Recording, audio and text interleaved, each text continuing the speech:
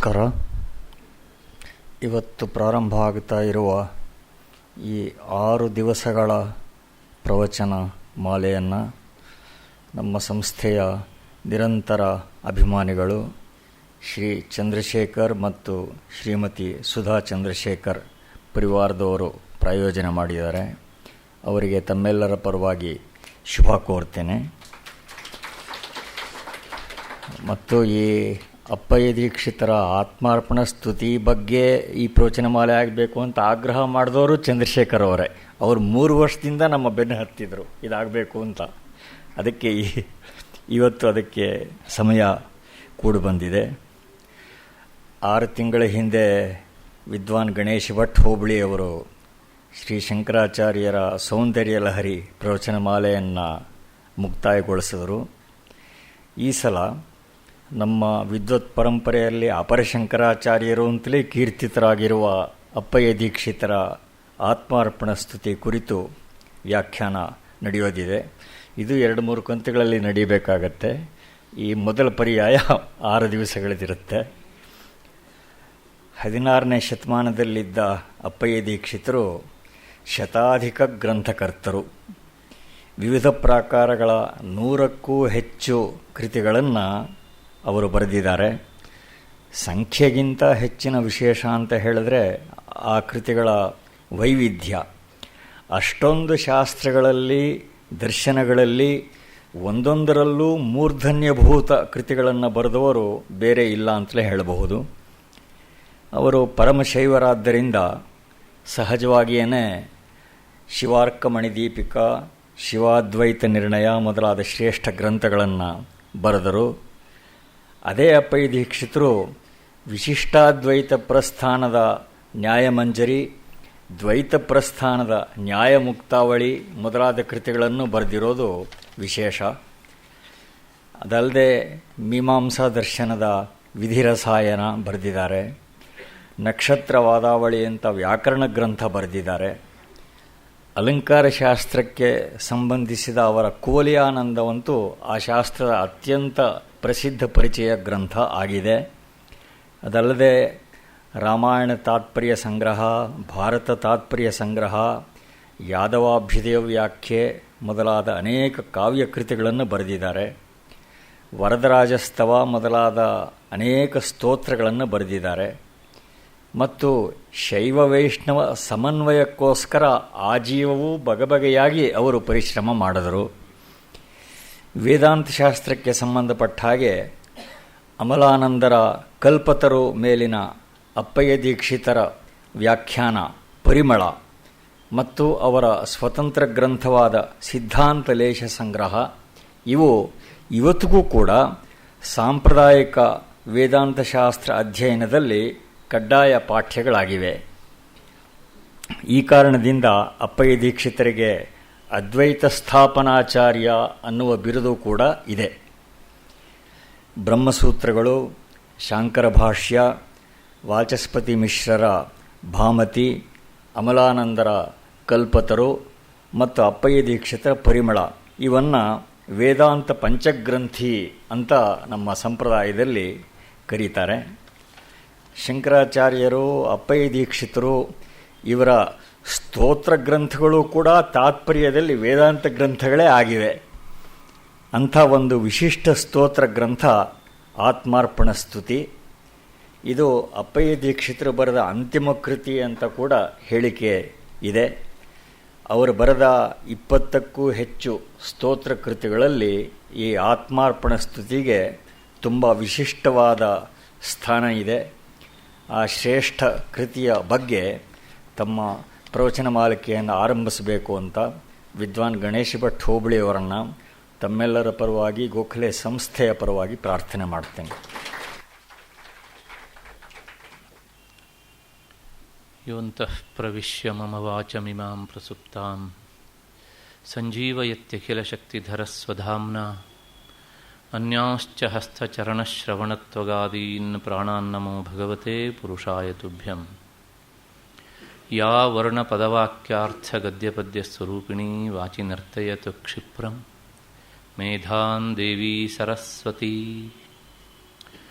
ಧ್ಯಾಯೇನ್ನಿತ್ಯಂ ಮಹೇಶಂ ರಜತಗಿರಿನಿಭಂ ಚಾರುಚಂದ್ರಾವತಂಸಂ ರತ್ನಾಕಲ್ಪೋಜ್ವಲಾಂಗಂ ಪರಶುಮೃಗವರಾಭೀತಿಹಸ್ತಂ ಪ್ರಸನ್ನಂ ಪದ್ಮಾಸೀನಂ ಸಮಂತಾತ್ ಸ್ತುತಮಮರಗಣೈಃ ವ್ಯಾಘ್ರಕೃತ್ಯಂ ವಸಾನಂ ವಿಶ್ವಾದ್ಯಂ ವಿಶ್ವಬೀಜಂ ನಿಖಿಲಭಯಹರಂ ಪಂಚವಕ್ತಂ ತ್ರಿನೇತ್ರಂ ವಟವಿಟಪಿ ಸಮೀಪೆ ಭೂಮಿಭಾಗೇ ನಿಷಣ್ಣಂ ಸಕಲಮುನಿಜನಾನಾಂ ಜ್ಞಾನದಾತಾರಮಾರಾತ್ ತ್ರಿಭುವನಗುರುಮೀಶಂ ದಕ್ಷಿಣಾಮೂರ್ತಿದೇವಂ ಜನನ ಮರಣ ದುಃಖಚ್ಛೇದದಕ್ಷಂ ನಮಾಮಿ. ಗೋಖಲೆ ವಿಚಾರ ಸಂಸ್ಥೆಯ ಸಭಾಂಗಣದಲ್ಲಿ ಸೇರಿದಂಥ ನನ್ನ ವೇದಾಂತ ಬಂಧುಗಳೇ ಮತ್ತು ಈ ಕಾರ್ಯಕ್ರಮದ ಪ್ರಾಯೋಜಕರಾದಂಥ ಶ್ರೀಮತಿ ಸುಧಾ ಮತ್ತು ಚಂದ್ರಶೇಖರ ದಂಪತಿಗಳವರೇ ಮತ್ತು ಸಂಸ್ಥೆಯ ಪದಾಧಿಕಾರಿಗಳೇ, ಹಿರಿಯರಾದಂಥ ರಾಮಸ್ವಾಮಿಗಳು ಹೇಳಿದರು, ಕಳೆದ 5 ತಿಂಗಳ ಹಿಂದೆ ಸೌಂದರ್ಯ ಲಹರಿಯ ಉಪನ್ಯಾಸವನ್ನು ಮಾಡಿ ಹೋದ ಮೇಲೆ ಮತ್ತೆ ಪುನಃ ಈಗ ಬರ್ತಾ ಇದ್ದೇನೆ ಅಂತ. ಈ ವಿಷಯದಲ್ಲಿ ನಾನು ಯಾರಿಗೂ ಪಕ್ಷಪಾತ ಮಾಡಲಿಲ್ಲ. ಸೌಂದರ್ಯ ಲಹರಿ ಉಪನ್ಯಾಸವನ್ನು ಮಾಡಿ ಹೋದ ಮೇಲೆ ಮತ್ತೆ ಪುನಃ ನಾನು ಉಪನ್ಯಾಸಕ್ಕೆ ಅಂತ ಪ್ರಾರಂಭಿಸಿದ್ದು ಇವತ್ತೇ. ಹಾಗಾಗಿ ನಾನು ಆ ಮಾತನ್ನು ಹೇಳಿದೆ. ಕಾರಣ ವೈಯಕ್ತಿಕವಾದಂತಹ ಅನಾನುಕೂಲತೆಗಳು, ಇನ್ನುಳಿದಂತಹ ಕಾರಣಗಳು. ಅವು ಸಹ ಒಂದು ದೃಷ್ಟಿಯಲ್ಲಿ ನನಗೆ ಭಗವತ್ ಚಿಂತನೆಗೆ ಹಚ್ಚಿಸಿದಂತಹ ಸಮಯವೇ. ಆ ಹಿನ್ನೆಲೆಯಲ್ಲಿ ನಾನು ವೈಯಕ್ತಿಕವಾಗಿಯೂ ಸಹ ನನ್ನ ಅಧ್ಯಾತ್ಮ ಚಿಂತನೆಗೆ ಮತ್ತೆ ಪುನಃ ಬರೋದಕ್ಕೆ ಮಧ್ಯೆಯಲ್ಲಿ 3-4 ತಿಂಗಳ ಕಾಲ ಹಿಡಿದಿದೆ. ಇಷ್ಟು ಆದ ಮೇಲೆ ಇಂದಿನಿಂದ 6 ದಿನಗಳ ಕಾಲ ನಾವು ಅಪ್ಪಯ್ಯ ದೀಕ್ಷಿತರ ಆತ್ಮಾರ್ಪಣ ಸ್ತುತಿ, ಇದು ಆ ಕೃತಿ. ವಾಸ್ತವಿಕವಾಗಿ ಕೃತಿ ಇಷ್ಟು ದಪ್ಪ ಇಲ್ಲ, ಅಥವಾ ಇದರ 10ರಷ್ಟು ದಪ್ಪ ಆಗಬಹುದು. ಯಾಕೆ ಕೇಳಿದರೆ, ಆ ಕೃತಿಯಲ್ಲಿ ಅದರ ಗಾತ್ರ ಕೇವಲ 50 ಶ್ಲೋಕಗಳನ್ನು ಮಾತ್ರ ಒಳಗೊಂಡಿದ್ದು. ಆ 50 ಶ್ಲೋಕಗಳನ್ನು ವಿವರಿಸ್ತಾ ಹೋದರೆ ಎಷ್ಟು ದಪ್ಪದ ಪುಸ್ತಕ ಆದರೂ ಆಗಬಹುದು, ವಿವರಿಸಿದ ಶಬ್ದಗಳನ್ನು ಕಾಗದದಲ್ಲಿ ಇಳಿಸ್ತಾ ಹೋದರೆ. ಹಾಗಾಗಿ ಒಂದು ಸಾಮಾನ್ಯವಾಗಿ ಇಂಥ ಒಂದು ಕೃತಿ ಆಗಬಹುದು ಎನ್ನುವಂತಹ ಹಿನ್ನೆಲೆಯಲ್ಲಿ ಈ ಮಾತನ್ನು ಹೇಳಿದೆ. ಈಗ ತಾನೇ ಹಿರಿಯರಾದಂಥ ರಾಮಸ್ವಾಮಿಗಳು ಅಪ್ಪಯ್ಯ ದೀಕ್ಷಿತರ ಕೃತಿಗಳ ಬಗ್ಗೆ ಹೇಳಿದರು. ಒಂದು ದೃಷ್ಟಿಯಲ್ಲಿ ನನಗೆ ಸ್ವಲ್ಪ ಹಗುರಾಗಿದೆ. ಅವರು ಹೇಳಿದ ಹಾಗೆ ಅಪ್ಪಯ್ಯ ದೀಕ್ಷಿತರು 100 ಅಂತನೂ ಒಂದು ಅಭಿಪ್ರಾಯ ಉಂಟು, 104 ಕೃತಿಗಳನ್ನು ರಚಿಸಿದವರು ಎನ್ನುವಂಥ ಒಂದು ಅಭಿಪ್ರಾಯವೂ ಉಂಟು. ಏನಿದ್ರೂ ಒಬ್ಬ ಗ್ರಂಥಕರ್ತನ ಸಾಮರ್ಥ್ಯ ತೀರ್ಮಾನ ಆಗುವುದು ಅವನು ಬರೆದಂತಹ ಗ್ರಂಥಗಳ ಸಂಖ್ಯೆಯಿಂದ ಅಲ್ಲ, ಆ ಗ್ರಂಥದಲ್ಲಿರುವಂಥ ಸತ್ವದಿಂದಾಗಿ.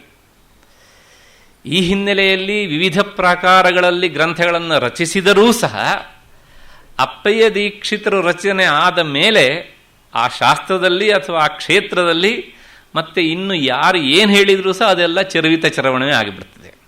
ಹೀಗೆ ಅಂತಿಮವಾದಂತಹ ಒಂದು ಅಭಿಪ್ರಾಯವನ್ನು ಕೊಡುವಂತಹ ಎತ್ತರದ ಮಟ್ಟದ ದಾರ್ಶನಿಕ ಶ್ರೇಷ್ಠರು. ಇಂಥ ಮಹಾನುಭಾವರು ನಮ್ಮ ದೇಶದಲ್ಲಿ, ಅದರೊಳಗೂ ವಿಶೇಷವಾಗಿ ದಕ್ಷಿಣ ಭಾರತದಲ್ಲಿ ಇದ್ರಲ್ಲ ಎನ್ನುವಂತಹದ್ದು ಬಹಳ ಸಂತೋಷ ಪಡುವಂತಹ ವಿಚಾರ. ಅದಕ್ಕಿಂತ ಹೆಚ್ಚಾಗಿ ಈ ಸಂದರ್ಭದಲ್ಲಿ ನಾನು ಹೇಳಲೇಬೇಕು, ಇವತ್ತು ನಾವು ಯಾರ ಹೆಸರಿನ ಈ ಸಭಾಂಗಣದಲ್ಲಿ ಕುಳಿತಿದ್ದೇವೋ ಪೂಜ್ಯರಾದಂತಹ DVಜಿಯವರು ಅದೇ ವಂಶದ ಪ್ರಾಯಶಃ 15-16ನೇ ತಲೆಮಾರಿನವರು. ನೀವು ಕಾರ್ಯಂ ನಿಧಾನಾಧಿ ಗುಣಾನಧೀತೆ ಎನ್ನುವಂಥ ಒಂದು ಮಾತುಂಟು. ಕಾರ್ಯವನ್ನು ನೋಡಿ ಕಾರಣವನ್ನು ಊಹಿಸಿಕೊಳ್ಳಬಹುದು ಅಂತ. DVGಯವರ ಸರ್ವತೋಮುಖವಾದಂಥ ಪಾಂಡಿತ್ಯ, ವಿದ್ವತ್ತು ಸಾಕ್ಷಾತ್ ಕಂಡವರಿದ್ದೀರಿ.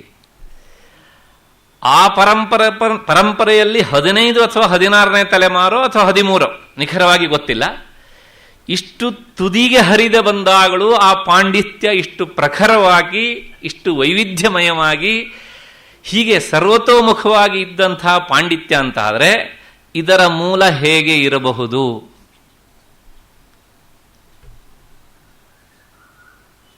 ಹಾಗಾಗಿ ಅಪ್ಪಯ್ಯ ದೀಕ್ಷಿತರು ಅವರು ಕೇವಲ 16ನೇ ಶತಮಾನಕ್ಕೆ ಅಷ್ಟೇ ಸೀಮಿತರಾಗಿ ಇರಲಿಲ್ಲ.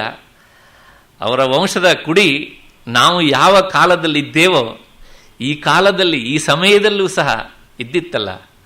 ಹಾಗಾಗಿ ನಾವು ಸಹ ಅವರ ವಂಶ ಇದ್ದಂತಹ ಕಾಲದಲ್ಲಿ ಇದ್ದೇವಲ್ಲ ಎನ್ನುವಂತಹ ಆ ಸಂತೋಷ ನಮಗೆ ಸದಾ ಇರಬೇಕು. ಇದರಿಂದ ಏನು ಲಾಭ ಅಂತಂದರೆ, ಮನುಷ್ಯ ಜೀವನದಲ್ಲಿ ಉತ್ತಮವಾದಂತಹ ಕ್ಷಣವನ್ನು ಆಯ್ದುಕೊಳ್ಳೋದಕ್ಕೂ ಕೆಲವು ಸಂಸ್ಕಾರ ಬೇಕು ಅಂತ ಕಾಣುತ್ತೆ. ಯಾಕೆ ಈ ಮಾತನ್ನು ಹೇಳ್ತೇನೆ ಅಂದರೆ, ಒಬ್ಬ ಹೇಳಿದ್ನಂತೆ, ನಾನೇನಾದರೂ ಮೊದಲೇ ಹುಟ್ಟಿದ್ದಿದ್ರೆ ನಮ್ಮ ತಾತನ ಮದುವೆಯಲ್ಲಿ ನಾನು ಉಪ್ಪಿನಕಾಯಿ ಬಡಿಸ್ತಿದ್ದೆ ಅಂತ.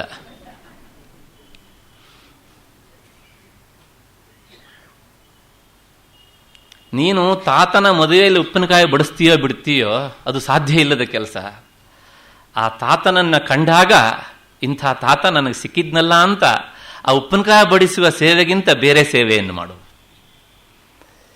ಹೀಗೆ ಕೈಮೀರಿ ಹೋದ ಮೇಲೆ ಹಾಗಾದದ್ದಿದ್ರೆ ನಾನು ಹೀಗೆ ಮಾಡ್ತಿದ್ದೆ, ಹೀಗಾದದ್ದಿದ್ರೆ ಹಾಗೆ ಮಾಡ್ತಿದ್ದೆ ಅಂತ ಹೇಳಿ ಕೈ ಹಿಸಿಕಿಕೊಳ್ಳುವುದಕ್ಕಿಂತ ಅವರು ಕೊಟ್ಟಂತಹ ಆ ಗ್ರಂಥರಾಶಿಯನ್ನು ನಮ್ಮ ಜೀವನದಲ್ಲಿ ಅಷ್ಟೋ ಇಷ್ಟೋ ನೋಡಿದರೆ, ಸ್ವಲ್ಪ ಅವಲೋಕನೆ ಮಾಡಿದರೆ, ಓ ಅಪ್ಪಯ್ಯ ದೀಕ್ಷಿತರು ಅವರ ಶರೀರ ಬಿದ್ದೋದ್ರೂ ಸಹ ಅವರ ಅಕ್ಷರ ಶರೀರ ನಮಗೆ ಸಿಕ್ಕಿದಿಲ್ಲ ಎನ್ನುವಂಥ ಸಂತೋಷವನ್ನು ನಾವು ಅನುಭವಿಸೋದಕ್ಕೆ ಸಾಧ್ಯ ಆಗತ್ತೆ.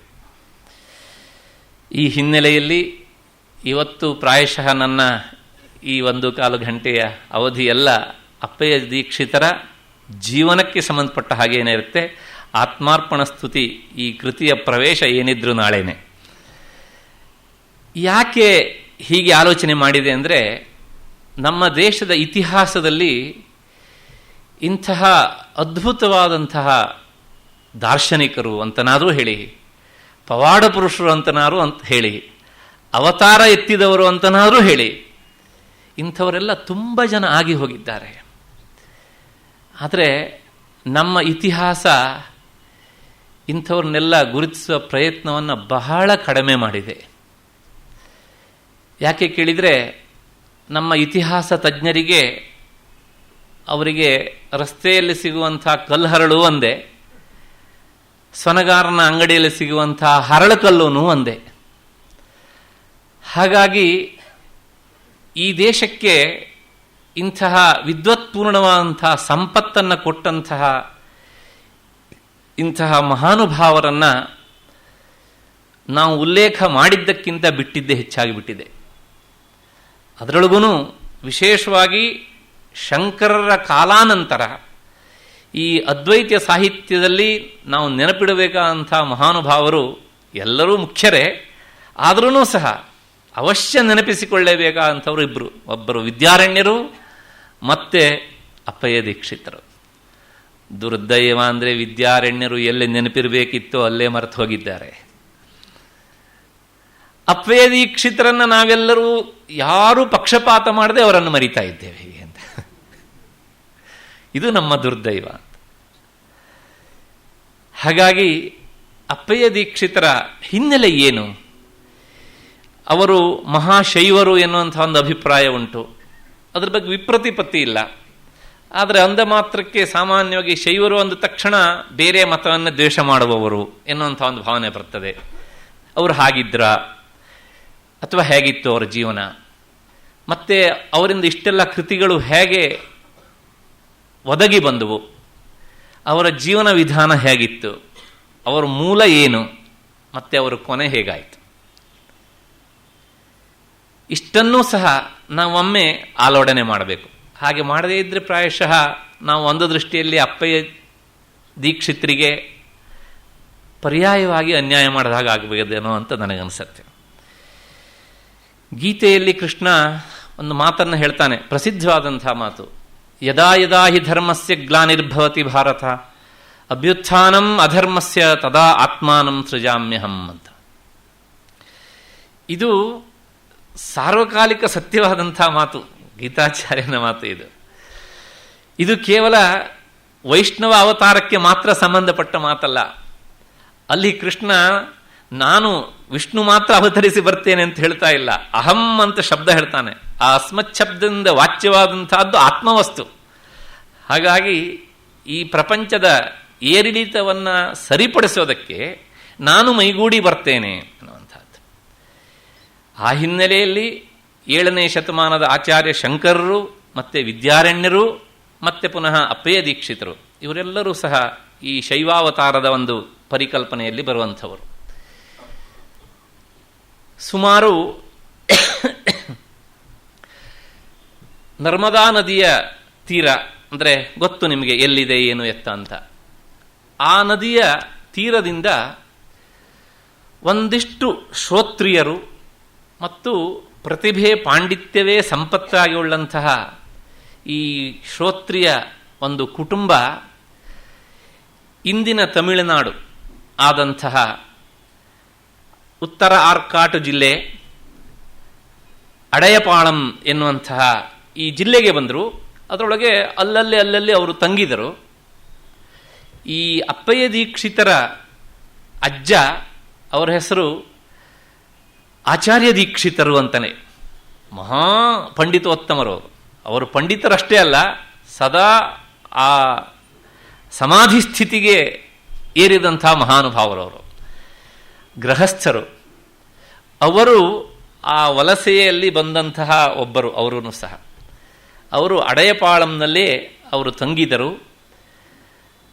ಎಷ್ಟರ ಮಟ್ಟಿಗೆ ಹೇಳ್ತಾರೆ ಅಂತಂದರೆ ಅವರ ಬಗ್ಗೆ ಚಿತ್ಸುಖಾಂಬೋಧಿಯಲ್ಲೇ ಮಗ್ನರು ಅಂತ, ಆ ಸದಾ ಬ್ರಹ್ಮೀಭಾವದಲ್ಲಿ ಇರುವಂಥವರು ಅಂತ, ಅಷ್ಟು ಎತ್ತರದ ಸಾಧನೆ ಮಾಡಿದಂತಹ ಮಹಾನುಭಾವರು.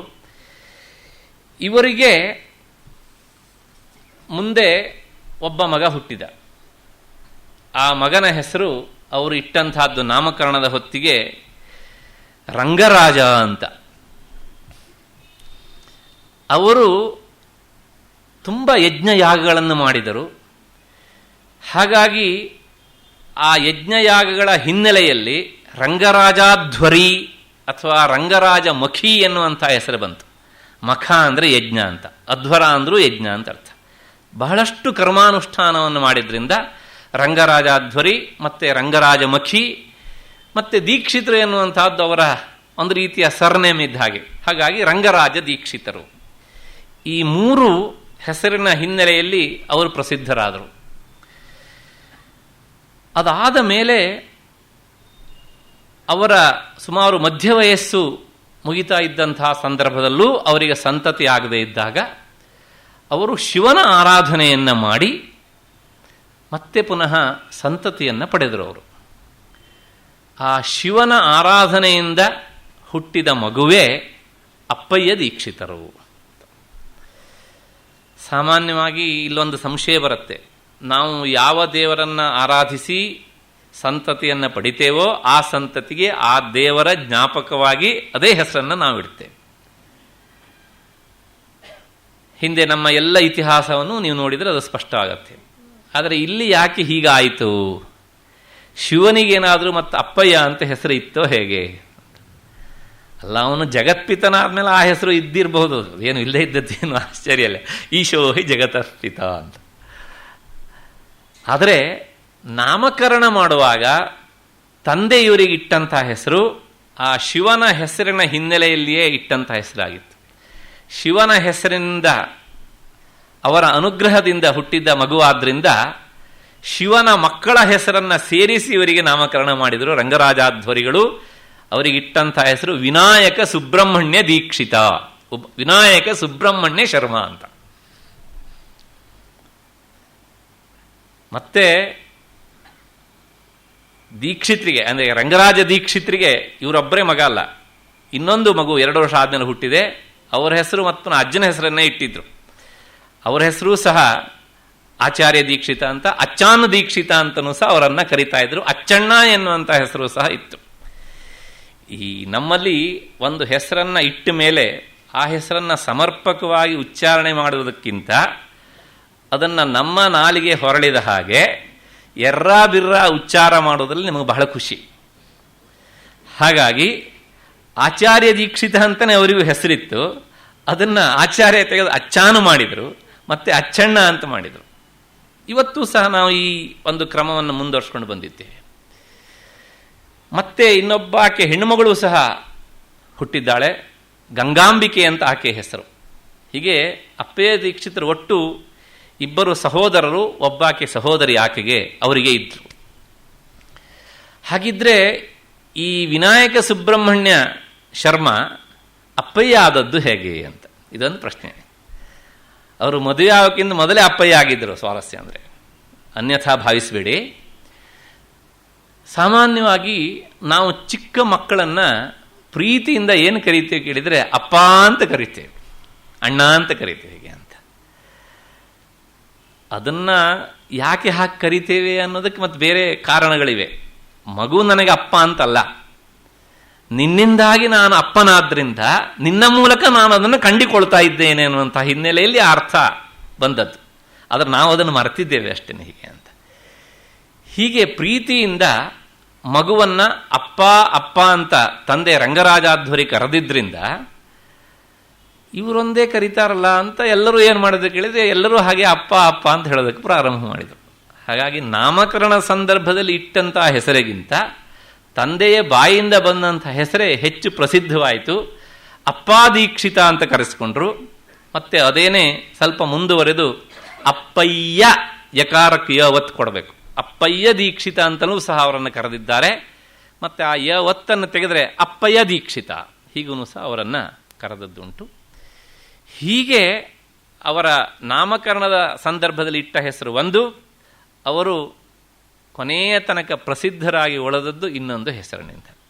ಎಷ್ಟರ ಮಟ್ಟಿಗೆ ಕೇಳಿದರೆ ವಿನಾಯಕ ಸುಬ್ರಹ್ಮಣ್ಯ ಶರ್ಮಾ ಎನ್ನುವಂಥ ಹೆಸರು ಪ್ರಾಯಶಃ ಇತಿಹಾಸದಲ್ಲಿ ಮರೆಮಾಚಿ ಹೋಗಿದೆ ಎಂದು ಕಾಣುತ್ತೆ, ಅಷ್ಟರ ಮಟ್ಟಿಗೆ. ಇಂತಹ ದೀಕ್ಷಿತರು ಶಿವನ ಅನುಗ್ರಹದಿಂದಲೇ ಹುಟ್ಟಿದ್ದು ಅನ್ನೋದನ್ನು ಈಗ ತಾನೇ ನಾನು ಹೇಳಿದೆ. ಶಿವ ರಹಸ್ಯ ಎನ್ನುವಂಥ ಒಂದು ಗ್ರಂಥದಲ್ಲಿ ಸ್ವತಃ ಶಿವನೇ ಪಾರ್ವತಿಗೆ ಒಂದು ಮಾತನ್ನು ಹೇಳ್ತಾನೆ. ಅಲ್ಲಿ ಆಚಾರ್ಯ ಶಂಕರರ ಹೆಸರು ಬರುತ್ತೆ, ಮತ್ತೆ ದೀಕ್ಷಿತರ ಹೆಸರು ಸಹ ಬರುತ್ತೆ. ಏನು ಆ ಸಂದರ್ಭ ಅಂದರೆ, ಶಿವರಹಸ್ಯದಲ್ಲಿ ಪರಮೇಶ್ವರನ ಹೇಳಿದಂಥ ಮಾತು, ಭವಿಷ್ಯಂತಿ ಅಲ್ಪಮತಯ ಯತಿಸ್ತತ್ರ ಭವಿಷ್ಯತಿ. ಕಲಿಯುಗದ ಪ್ರಾರಂಭದ ಹಂತದಲ್ಲಿಯೇ ಜನರು ಅಲ್ಪಮತಿಗಳಾಗ್ತಾರೆ. ಅಂದರೆ ಇವರ ಬುದ್ಧಿ ವಿಚಾರದ ನೆಲೆಯನ್ನು ಕಳ್ಕೊಳ್ಳೋದಕ್ಕೆ ಪ್ರಾರಂಭ ಮಾಡುತ್ತೆ.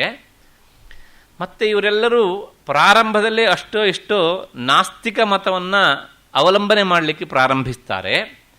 ಇಂಥ ಸಂದರ್ಭದಲ್ಲಿ ಶಿವೇ ಮದಂಶಭೂತಃ ಶಂಕರಃ ಶಂಕರೋತ್ತಮಃ ಚತುರ್ಭಿಃ ಸಹ ಶಿಷ್ಯೈಸ್ತು ಕಲವು ಅವತರಿಷ್ಯತಿ ಅಂತ.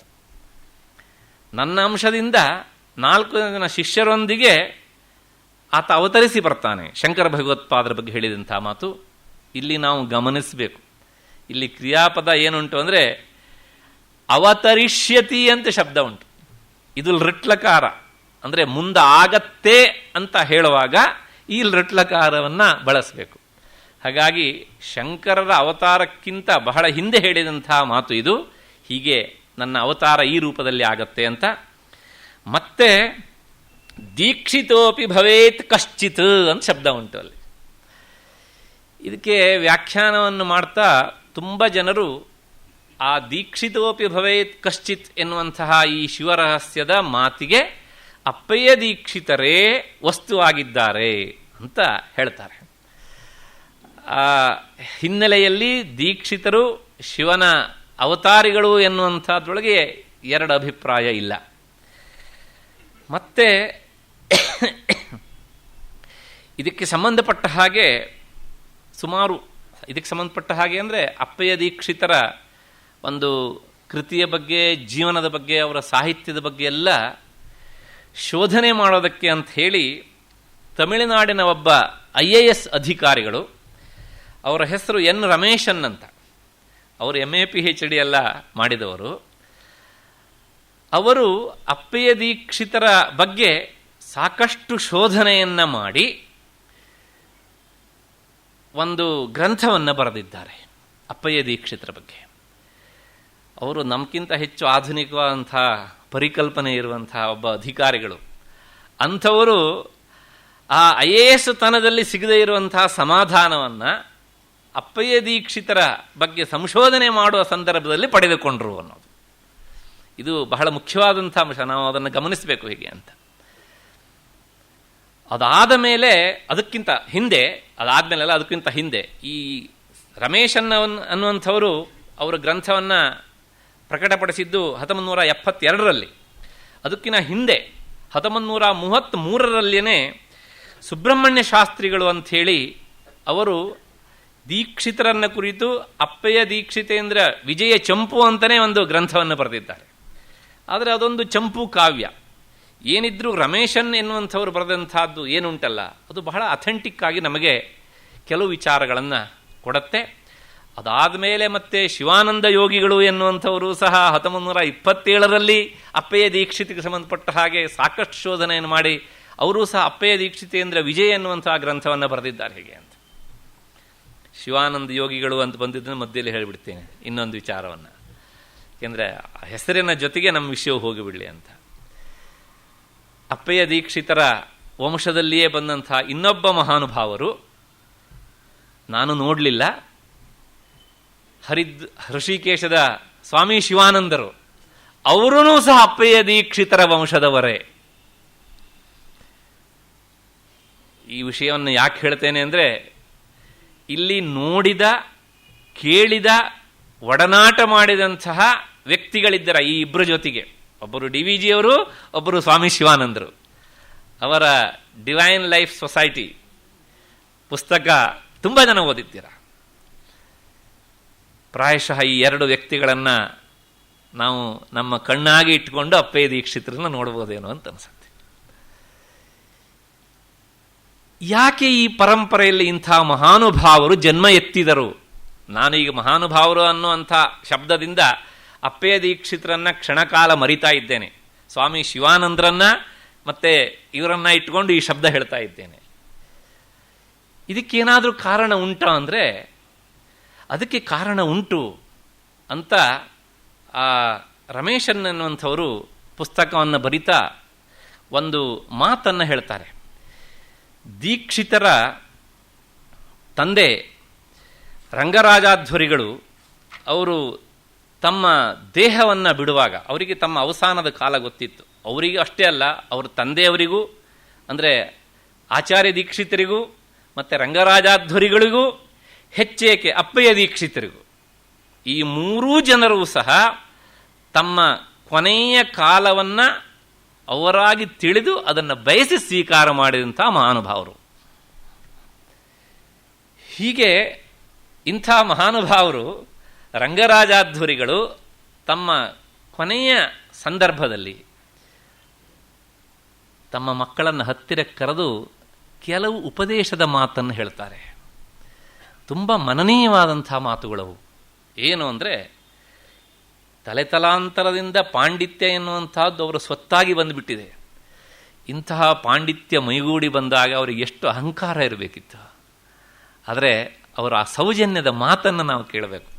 ಏನು ಅಂದರೆ, ನಾವೆಲ್ಲ ವಿದ್ಯೆ ಕಲಿತಿದ್ದೇವೆ, ಆದರೆ ನಾವು ಕಲಿತಂಥ ವಿದ್ಯೆ ಮಹಾಸಮುದ್ರದ ಒಂದು ಸಣ್ಣ ಬಿಂದು. ಭಗವಂತ ನಮಗೆ ಈ ಭೌತಿಕವಾದಂತಹ ಶರೀರವನ್ನು ಕೊಟ್ಟು ಇಂದ್ರಿಯಗಳನ್ನೆಲ್ಲ ಚೆನ್ನಾಗಿ ಇಟ್ಟಾಗ ಮತ್ತು ಇದರೊಳಗೆ ಬುದ್ಧಿಯನ್ನು ಕೊಟ್ಟಾಗ ನಮ್ಮ ಈ ಬುದ್ಧಿ ಏನಾಗಬೇಕು ಅಂದರೆ, ಇದು ಸಾಧ್ಯವಾದಷ್ಟು ಪರಮಾತ್ಮನ ಅಸ್ತಿತ್ವವನ್ನು ಪ್ರತಿಪಾದನೆ ಮಾಡೋದಕ್ಕೆ, ಪ್ರಚಾರ ಮಾಡೋದಕ್ಕೆ, ಪ್ರಸಾರ ಮಾಡೋದಕ್ಕೆ ಮುಡುಪಾಗಿಡಬೇಕು. ಇದು ಇನ್ನೂ ಏನೇನು ಮಾತನ್ನು ಹೇಳಿದ್ದಾರೆ ಅವರು, ಉತ್ತಮವಾದಂಥ ಮಾತು. ರಂಗರಾಜಾಧ್ವರಿಗಳು ತಮ್ಮ ಮಕ್ಕಳಿಗೆ ಹೇಳಿದಂಥ ಮಾತು ಪ್ರಾಯಶಃ ಅದು ಆ ಕೊನೆಯ ತಲೆಮಾರಿನವರೆಗೂ ಸಹ ಈ ಮಾತು ಆ ಪರಂಪರೆಯಲ್ಲಿ ಹರಿದು ಬಂದಿದೆ ಅಂತ ನಾನು ಭಾವಿಸ್ತೇನೆ. ಯಾಕೆ ಈ ಮಾತನ್ನು ಹೇಳ್ತೇನೆ ಅಂದರೆ, ನಮ್ಮಲ್ಲಿ ಸಾಹಿತಿಗಳು ಬೇಕಷ್ಟು ಜನ ಇರ್ತಾರೆ, ಬುದ್ಧಿವಂತಿಕೆಗೂ ಬರ ಏನು ಬಂದಿಲ್ಲ. ಆದರೆ ಇರುವ ಬುದ್ಧಿಯನ್ನು ಭಗವಂತನ ಅಸ್ತಿತ್ವವನ್ನು ಪ್ರತಿಪಾದನೆ ಮಾಡುವುದಕ್ಕಿಂತ ಅವನ ಅಸ್ತಿತ್ವವನ್ನು ಅಲ್ಲಗಳೆಯೋದಕ್ಕೇನೆ ಮೀಸಲಾಗಿಸಿಕೊಂಡವರು ತುಂಬ ಜನ ಸಿಗ್ತಾರೆ. ಈ ಮಾತನ್ನು ಹೇಳಬೇಕಿದ್ರೆ ನನಗೆ DVG ಅವರ ಶ್ರೀಕೃಷ್ಣ ಪರೀಕ್ಷಣಂ ಎನ್ನುವಂಥ ಗ್ರಂಥ ಕಣ್ಣು ಮುಂದೆ ಬರುತ್ತೆ. ಕೃಷ್ಣನ ಬಗ್ಗೆ ಸಾಕಷ್ಟು ನಿಂದನೆ ಮಾಡಿದಂಥ ನಮ್ಮ ಸಾಹಿತಿಗಳು ನಮ್ಮ ಮುಂದೆ ಬೇಕಷ್ಟು ಜನ ಇದ್ದಾರೆ. ಆದರೆ ಆ ಕೃಷ್ಣನ ಒಂದು ಚಾರಿತ್ರೆಯನ್ನು ಎತ್ತಿ ಹಿಡಿದು ಆ ಪರಂಪರೆಯ ಮೂಲ ಪುರುಷರು ಏನು ಹೇಳಿರಲ್ಲ, ಪರಮಾತ್ಮನ ಅಸ್ತಿತ್ವವನ್ನು ಸತ್ವಗುಣದತ್ತ ನಾವು ನಮ್ಮ ಬುದ್ಧಿಯನ್ನು ತೆಗೆದುಕೊಂಡು ಹೋಗಿ ಅದನ್ನು ಪ್ರತಿಪಾದನೆ ಮಾಡಬೇಕು, ಮತ್ತು ಅದನ್ನು ಪ್ರತಿಷ್ಠೆ ಮಾಡಬೇಕು, ಪ್ರಚಾರ ಮಾಡಬೇಕು ಅಂತ ಎಷ್ಟನ್ನೂ ಸಹ ನಾವು ಅವರ ಕೃತಿಗಳಲ್ಲಿ ನಾವು ನೋಡ್ತೇವೆ. ಇನ್ನು ಶಿವಾನಂದರ ಬಗ್ಗಂತೂ ಮತ್ತು ಪುನಃ ಹೇಳುವ ಅವಶ್ಯಕತೆಯೇ ಇಲ್ಲ. ಹೇಗೆ ಅಂತ ಅವರ ಜೀವನ ಪೂರ್ತಿ ಆ ನೆಲೆಯಲ್ಲೇ ಸಾಗಿಬಿಡ್ತೇವೆ ಹೇಗೆ ಅಂತ.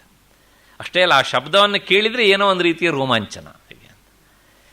ಹೀಗೆ ತಮ್ಮ ಸಂತತಿಗೆ ಅಂದು ಹೇಳಿದಂಥ ಮಾತು ಒಂದು ಪ್ರಾಯಶಃ 14-15 ತಲೆಮಾರು ಕಳೆದ್ರೂ ಸಹ ಆ ಪರಂಪರೆಯಲ್ಲಿ ಈ ಮಾತನ್ನು ಯಾರೂ ಸಹ ಹಗುರವಾಗಿ ಸ್ವೀಕಾರ ಮಾಡಲಿಲ್ಲ. ಇಂತಹ ದೀಕ್ಷಿತರು 1520 ಇಸ್ವಿಯಲ್ಲಿ ಅವರ ಜನನವಾಯಿತು. 1593ರಲ್ಲಿ ಅವರು ತಮ್ಮ ಭೌತಿಕ ದೇಹವನ್ನು ಬಿಟ್ಟರು. 73 ವರ್ಷಗಳ ಕಾಲ ಅವರು ಈ ಭೌತಿಕ ಪ್ರಪಂಚದಲ್ಲಿದ್ದರು. 16ನೇ ಶತಮಾನ ಅವರ ಜೀವಿತದ ಕಾಲ. ಮತ್ತೆ ನಾವು ಇಲ್ಲಿ ನೋಡಬೇಕಾದಂಥ ಒಂದು ವಿಚಾರ ಅಂದರೆ, ಇವರ ತಂದೆ ರಂಗರಾಜಾಧ್ವರಿಗಳು ಸಹ ಆ ಕಾಲದ ದೊಡ್ಡ ದೊಡ್ಡ ರಾಜರ ಆಸ್ಥಾನದಲ್ಲಿ ಆಸ್ಥಾನ ಕವಿಗಳಾಗಿ ಆಸ್ಥಾನ ಪಂಡಿತರಾಗಿ ಇದ್ದರು. ವೆಲ್ಲೂರಿನ ಚಿನ್ನಬೊಮ್ಮ ಎನ್ನುವಂಥವನು ಅವರ ಪಾಂಡಿತ್ಯಕ್ಕೆ ಮರುಳಾಗಿ ತನ್ನ ಆಸ್ಥಾನ ಪಂಡಿತರನ್ನಾಗಿ ಇಟ್ಕೊಂಡಿದ್ದ. ಅದಾದ ಮೇಲೆ ಮತ್ತೆ ಪುನಃ ದೀಕ್ಷಿತರನ್ನು, ಅಪ್ಪಯ್ಯ ದೀಕ್ಷಿತರನ್ನು ಸಹ ನಿಮ್ಮ ತಂದೆಯ ಸ್ಥಾನದಲ್ಲಿ ನೀವು ಕುಳಿತು ನನಗೆ ಮಾರ್ಗದರ್ಶನ ಮಾಡಬೇಕು ಅಂತ ಹೇಳಿದ.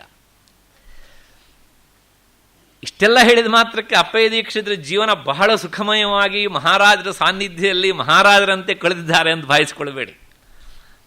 ಮಾರಣಾಂತಿಕವಾದಂಥ ಸಮಸ್ಯೆಗಳನ್ನು ಅವರು ಎದುರಿಸಿದ್ದಾರೆ. ಎಷ್ಟರ ಮಟ್ಟಿಗೆ ಕೇಳಿದರೆ ಕೆಲವು ವಿಚಾರವನ್ನು ನಾವು ಸಭೆಯಲ್ಲಿ ಹೇಳಲಿಕ್ಕೆ ಆಗೋದಿಲ್ಲ, ಅಷ್ಟರ ಮಟ್ಟಿಗೆ ಅವರು ಕಷ್ಟವನ್ನು ಅನುಭವಿಸಿದ್ದಾರೆ ಬೇರೆಯವರಿಂದ. ಯಾವಾಗಲೂ ಈ ಪಂಡಿತಂ ದೃಷ್ಟ ಅಂತ ಒಂದು ಶಬ್ದ ಉಂಟು, ಗುರುಗುರಾಯತೆ ಅಂತ. ಹಾಗೆ ಆ ಅಸೂಯೆ ಅವರ ಪಾಂಡಿತ್ಯವನ್ನು ನೋಡಿ ಸಹಿಸ್ಕೊಳ್ಳಿಕ್ಕಾಗದೆ ಇವ್ರನ್ನ ಏನಾದರೂ ಮಾಡಿ ಮಟ್ಟ ಹಾಕಬೇಕು ಅಂಥೇಳಿ ಆ ಕಾಲದಲ್ಲಿ ಸಾಕಷ್ಟು ಪ್ರಯತ್ನವೂ ಸಹ ನಡೆದಿದೆ. ಆದರೆ ಅವರು ಅದು ಯಾವುದಕ್ಕೂ ಸಹ ಜಗ್ಲಿಲ್ಲ ಅಷ್ಟೇ. ಹೀಗೆ ಅಪ್ಪಯ್ಯ ದೀಕ್ಷಿತರು ಒಂದು ದೃಷ್ಟಿಯಲ್ಲಿ ಅವರು ನಿಜವಾಗಿ ಅದ್ವೈತ ಪ್ರತಿಷ್ಠಾಪನಾಚಾರ್ಯ, ಅಂದರೆ ಅದ್ವೈತ ಅಂದರೆ ಎರಡಿಲ್ಲದ್ದು ಅಂತ.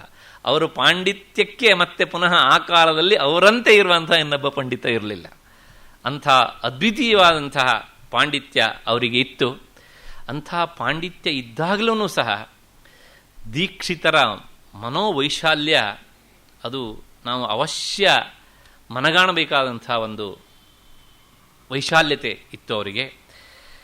ಸುಮಾರು 104 ಕೃತಿಗಳನ್ನು, ಏನು ಅಂದರೆ ಚತುಶ್ಶತಾಧಿಕ ಗ್ರಂಥಕರ್ತ ಎನ್ನುವಂಥ ಬಿರುದು ಅವರಿಗೆ.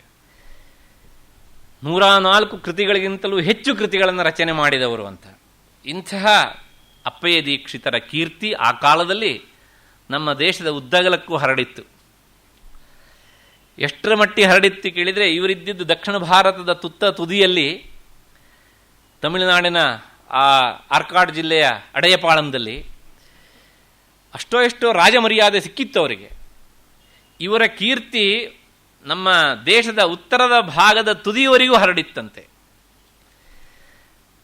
ಹರಡಿದಾಗ ಉತ್ತರ ಭಾರತದಲ್ಲಿ ವ್ಯಾಕರಣ ಶಾಸ್ತ್ರವನ್ನು ಅಧ್ಯಯನ ಮಾಡಿ ಸಾಕಷ್ಟು ಪಾಂಡಿತ್ಯವನ್ನು ಗಳಿಸಿದಂಥ ಭಟ್ಟೋಜಿ ದೀಕ್ಷಿತ ಎನ್ನುವಂಥ ಮಹಾವೈಯಾಕರಣ ಅಪ್ಪಯ್ಯ ದೀಕ್ಷಿತರ ಬರೆದಂಥ ಗ್ರಂಥವನ್ನು ನೋಡಿ ಇವರ ಹತ್ರ ನಾನು ವೇದಾಂತವನ್ನು ಅಧ್ಯಯನ ಮಾಡಬೇಕು ಅಂತೇಳಿ ದಕ್ಷಿಣ ಭಾರತಕ್ಕೆ ಬಂದ ಅಂತ ಇತಿಹಾಸ ಹೇಳುತ್ತೆ. ಮೊನ್ನೆ ರಾಮಸ್ವಾಮಿಗಳು ಹೇಳಿದರು, ಆತ ವ್ಯಾಕರಣಶಾಸ್ತ್ರ ಓದಿದ್ದಾನೆ, ಇವತ್ತಿಗೂ ಸಹ ಅವನು ಬರೆದಂಥ ಸಿದ್ಧಾಂತ ಕೌಮುದಿ ವ್ಯಾಕರಣಶಾಸ್ತ್ರವನ್ನು ಓದಂಥ ವಿದ್ಯಾರ್ಥಿಗಳಿಗೆ ಅದು ಪಠ್ಯಪುಸ್ತಕವಾಗಿ ಉಂಟು. ಇಂತಹ ದೊಡ್ಡ ವಿದ್ವಾಂಸ ಇವರು ಬರೆದಂತಹ ಪರಿಮಳ ಗ್ರಂಥ ಒಂದು ಚೂರು ವಿವರಣೆ ಕೊಟ್ಟುಬಿಡ್ತೇನೆ. ವೇದವ್ಯಾಸರ ಬ್ರಹ್ಮಸೂತ್ರ, ಇದಕ್ಕೆ ಆಚಾರ್ಯ ಶಂಕರರ ಭಾಷ್ಯ, ಇದಕ್ಕೆ ವಾಚಸ್ಪತಿ ಮಿಶ್ರರ ಭಾಮತಿ ಎನ್ನುವಂಥ ವ್ಯಾಖ್ಯಾನ ಮೂರನೇದು, ಇದಕ್ಕೆ ಅಮಲಾನಂದರು ಬರೆದಂಥ ಕಲ್ಪತರು ಎನ್ನುವಂಥ ವ್ಯಾಖ್ಯಾನ. ರಾಮಸ್ವಾಮಿಗಳು ಹೇಳಿದ್ರು ಅದನ್ನು. 4 ಆಯಿತು. 5ನೇದು ಈ ಅಮಲಾನಂದರು ಬರೆದಂಥ ಕಲ್ಪತರು ಅತ್ಯಂತ ಕಠಿಣವಾದಂತಹದ್ದು. ಇದನ್ನ ಅತ್ಯಂತ ಸುಲಭವಾಗಿ ಬರೆದಂತಹದ್ದು ವ್ಯಾಖ್ಯಾನ, ಅದೇ ಪರಿಮಳ ಅಪ್ಪಯ್ಯ ದೀಕ್ಷಿತರು ಬರೆದದ್ದು. ಇದನ್ನ ನೋಡಿ ಮರುಳಾಗಿ ಹೋದಂಥ ಭಟ್ಟೋಜಿ ದೀಕ್ಷಿತ ಇವರ ಹತ್ರ ನಾನು ವೇದಾಂತ ಅಧ್ಯಯನ ಮಾಡಬೇಕು, ಪೂರ್ವಮೀಮಾಂಸ ಮತ್ತು ಉತ್ತರ ಮೀಮಾಂಸ ಅಧ್ಯಯನ ಮಾಡಬೇಕು ಅಂತೇಳಿ ಆತ ಹುಡುಕೊಂಡು ಬಂದಿದ್ದಾನೆ ದಕ್ಷಿಣ ಭಾರತಕ್ಕೆ. ಪ್ರಾಯಶಃ ಅವನು ಮಹಾರಾಷ್ಟ್ರದ ಮೂಲಕ ಹೀಗೆ ಬಂದಿರಬೇಕು, ಯಾಕೆಂದರೆ ಮಹಾರಾಷ್ಟ್ರದಲ್ಲೂ ಸಹ ಅವನ ಹೆಸರು ತುಂಬ ಪ್ರಸಿದ್ಧವಾಗಿ ಉಂಟು. ಆ ಕಾಲದಲ್ಲಿ ಪ್ರಯಾಣದ ಸೌಕರ್ಯ ಎಷ್ಟಿತ್ತು ಅಂತ ಊಹಿಸಿಕೊಳ್ಳಿ. ಹಾಗಾಗಿ ಅಲ್ಲಲ್ಲಿ ತಂಗ್ತಾ ಅವನು ಎಷ್ಟು ದಿವಸ ಯಾವ ಊರಲ್ಲಿ ಇದ್ನೋ ಅಷ್ಟು ದಿವಸ ಆ ಊರಿನ ವ್ಯಕ್ತಿಯಾಗಿಯೇ ಪ್ರಾಯಶಃ ಇದ್ದುಕೊಂಡು ಬಂದಿರಬೇಕು ಅಂತ ಕಾಣುತ್ತೆ. ಹೀಗೆ ಅಪ್ಪಯ್ಯ ದೀಕ್ಷಿತರನ್ನು ಹುಡುಕೊಂಡು ಬಂದಾಗ ಅಪ್ಪಯ್ಯ ದೀಕ್ಷಿತರು ಅಂದರೆ ಯಾರು, ಹೆಸರು ಮಾತ್ರ ಗೊತ್ತು. ಅವರು ಫೋಟೋ ನೋಡೋಣ ಅಂದರೆ ಆ ಕಾಲ ಇನ್ನೂ ಬಂದಿಲ್ಲ, ಅವರ ಧ್ವನಿಯ ಪರಿಚಯ ಇಲ್ಲ. ಮತ್ತೆ ಹೇಗೆ ಅವ್ರನ್ನ ಪತ್ತೆ ಹಚ್ಚೋದು? ಕೇಳಿಕೊಂಡು ಈ ಅಡೆಯಪಾಳಮ್ಮಿಗೆ ಬಂದಾಗ ಅವರು ಮನೆಯಲ್ಲಿ ಒಂದು ಚಾಪೆಯ ಮೇಲೆ ಸುಮ್ಮನೆ ಒಂದು ಸಾಮಾನ್ಯ ಬಟ್ಟೆ ಹಾಕ್ಕೊಂಡು ಏನೋ ಬರಿತಾ ಇದ್ರು ಅಂತ ಕಾಣುತ್ತೆ ಅಪ್ಪಯ್ಯ ದೀಕ್ಷಿತರು. ಆಗ ಭಟ್ಟೋಜಿ ದೀಕ್ಷಿತ ಬಂದವನು ಕೇಳಿದಂತೆ, ಇಲ್ಲಿ ಅಪ್ಪಯ್ಯ ದೀಕ್ಷಿತರು ಅಂದರೆ ಯಾರು ಅಂತ ಕೇಳಿದ್ದ ಅಪ್ಪಯ್ಯ ದೀಕ್ಷಿತರ ಹತ್ರನೇ. ಆಗ ಅವರು ಹೀಗೊಮ್ಮೆ ಮುಖವನ್ನು ನೋಡಿ, ಅಪ್ಪಯ್ಯ ದೀಕ್ಷಿತರು ನಾನೇನಪ್ಪ ಅಂತ. ಆಗ ಭಟ್ಟೋಜಿ ದೀಕ್ಷಿತನಿಗೆ ಬಹಳ ಆಶ್ಚರ್ಯ ಆಯಿತು. ಉತ್ತರ ಭಾರತದ ತುದಿಯವರಿಗೆ ಯಾವ ವ್ಯಕ್ತಿಯ ಹೆಸರು ಹರಿದು ಬಂತೋ ಆ ವ್ಯಕ್ತಿ ಇಷ್ಟು ಸಿಂಪಲ್ ಆಗಿರೋದಕ್ಕೆ ಸಾಧ್ಯನಾ? ಆಗ ತಕ್ಷಣ ಹೇಳಿದಂಥ ಶಬ್ದ ಭಟ್ಟೋಜಿ ದೀಕ್ಷಿತ. ಆತ ಅಂದ್ಕೊಂಡಿದ್ದಾನೆ ಏನು ಅಂದರೆ, ಪ್ರಾಯಶಃ ತಮಿಳುನಾಡಲ್ಲಿ ಅಪ್ಪಯ್ಯ ದೀಕ್ಷಿತ ಎನ್ನುವಂಥವ್ರು ತುಂಬ ಜನ ಇರಬೇಕು, ಆ ತುಂಬ ಜನರಲ್ಲಿ ಇವರು ಯಾರೋ ಒಬ್ಬ ಯಕ್ಕಶ್ಚಿತ್ ಅಪ್ಪಯ್ಯ ದೀಕ್ಷಿತ ಆಗಿರಬೇಕು ಅಂತ ಅಂದ್ಕೊಂಡು ಸ್ಪಷ್ಟವಾಗಿ ಹೇಳ್ತಾನೆ ಆತ. ಏನು ಅಂದರೆ, ನನಗೆ ಬೇರೆ ಯಾವ್ಯಾವ ಅಪ್ಪಯ್ಯ ದೀಕ್ಷಿತರು ಬೇಡ, ಆ ಪರಿಮಳ ಎನ್ನುವಂತಹ ಗ್ರಂಥ ಬರೆದಿದ್ದಾರಲ್ಲ ಆ ಅಪ್ಪಯ್ಯ ದೀಕ್ಷಿತರು ಬೇಕು ಅಂತ. ಏನು ಸಂದರ್ಭ ನೋಡಿ. ಆಗ ನಾನೇ ಆ ಅಪ್ಪಯ್ಯ ದೀಕ್ಷಿತ ಅಂತ ಹೇಳ್ಕೊಳ್ಳಿಲ್ಲ ಅವರು. ಸ್ವಾರಸ್ಯ ಅಂದರೆ ಅವರು ಹೇಳಿದಂಥ ಮಾತು ಏನೆಂದರೆ, ಅಕ್ಷರಾಣಿ ಪರೀಕ್ಷಂತಾಂ ಅಂಬರಾಡಂಬರೇಣ ಕಿಂ.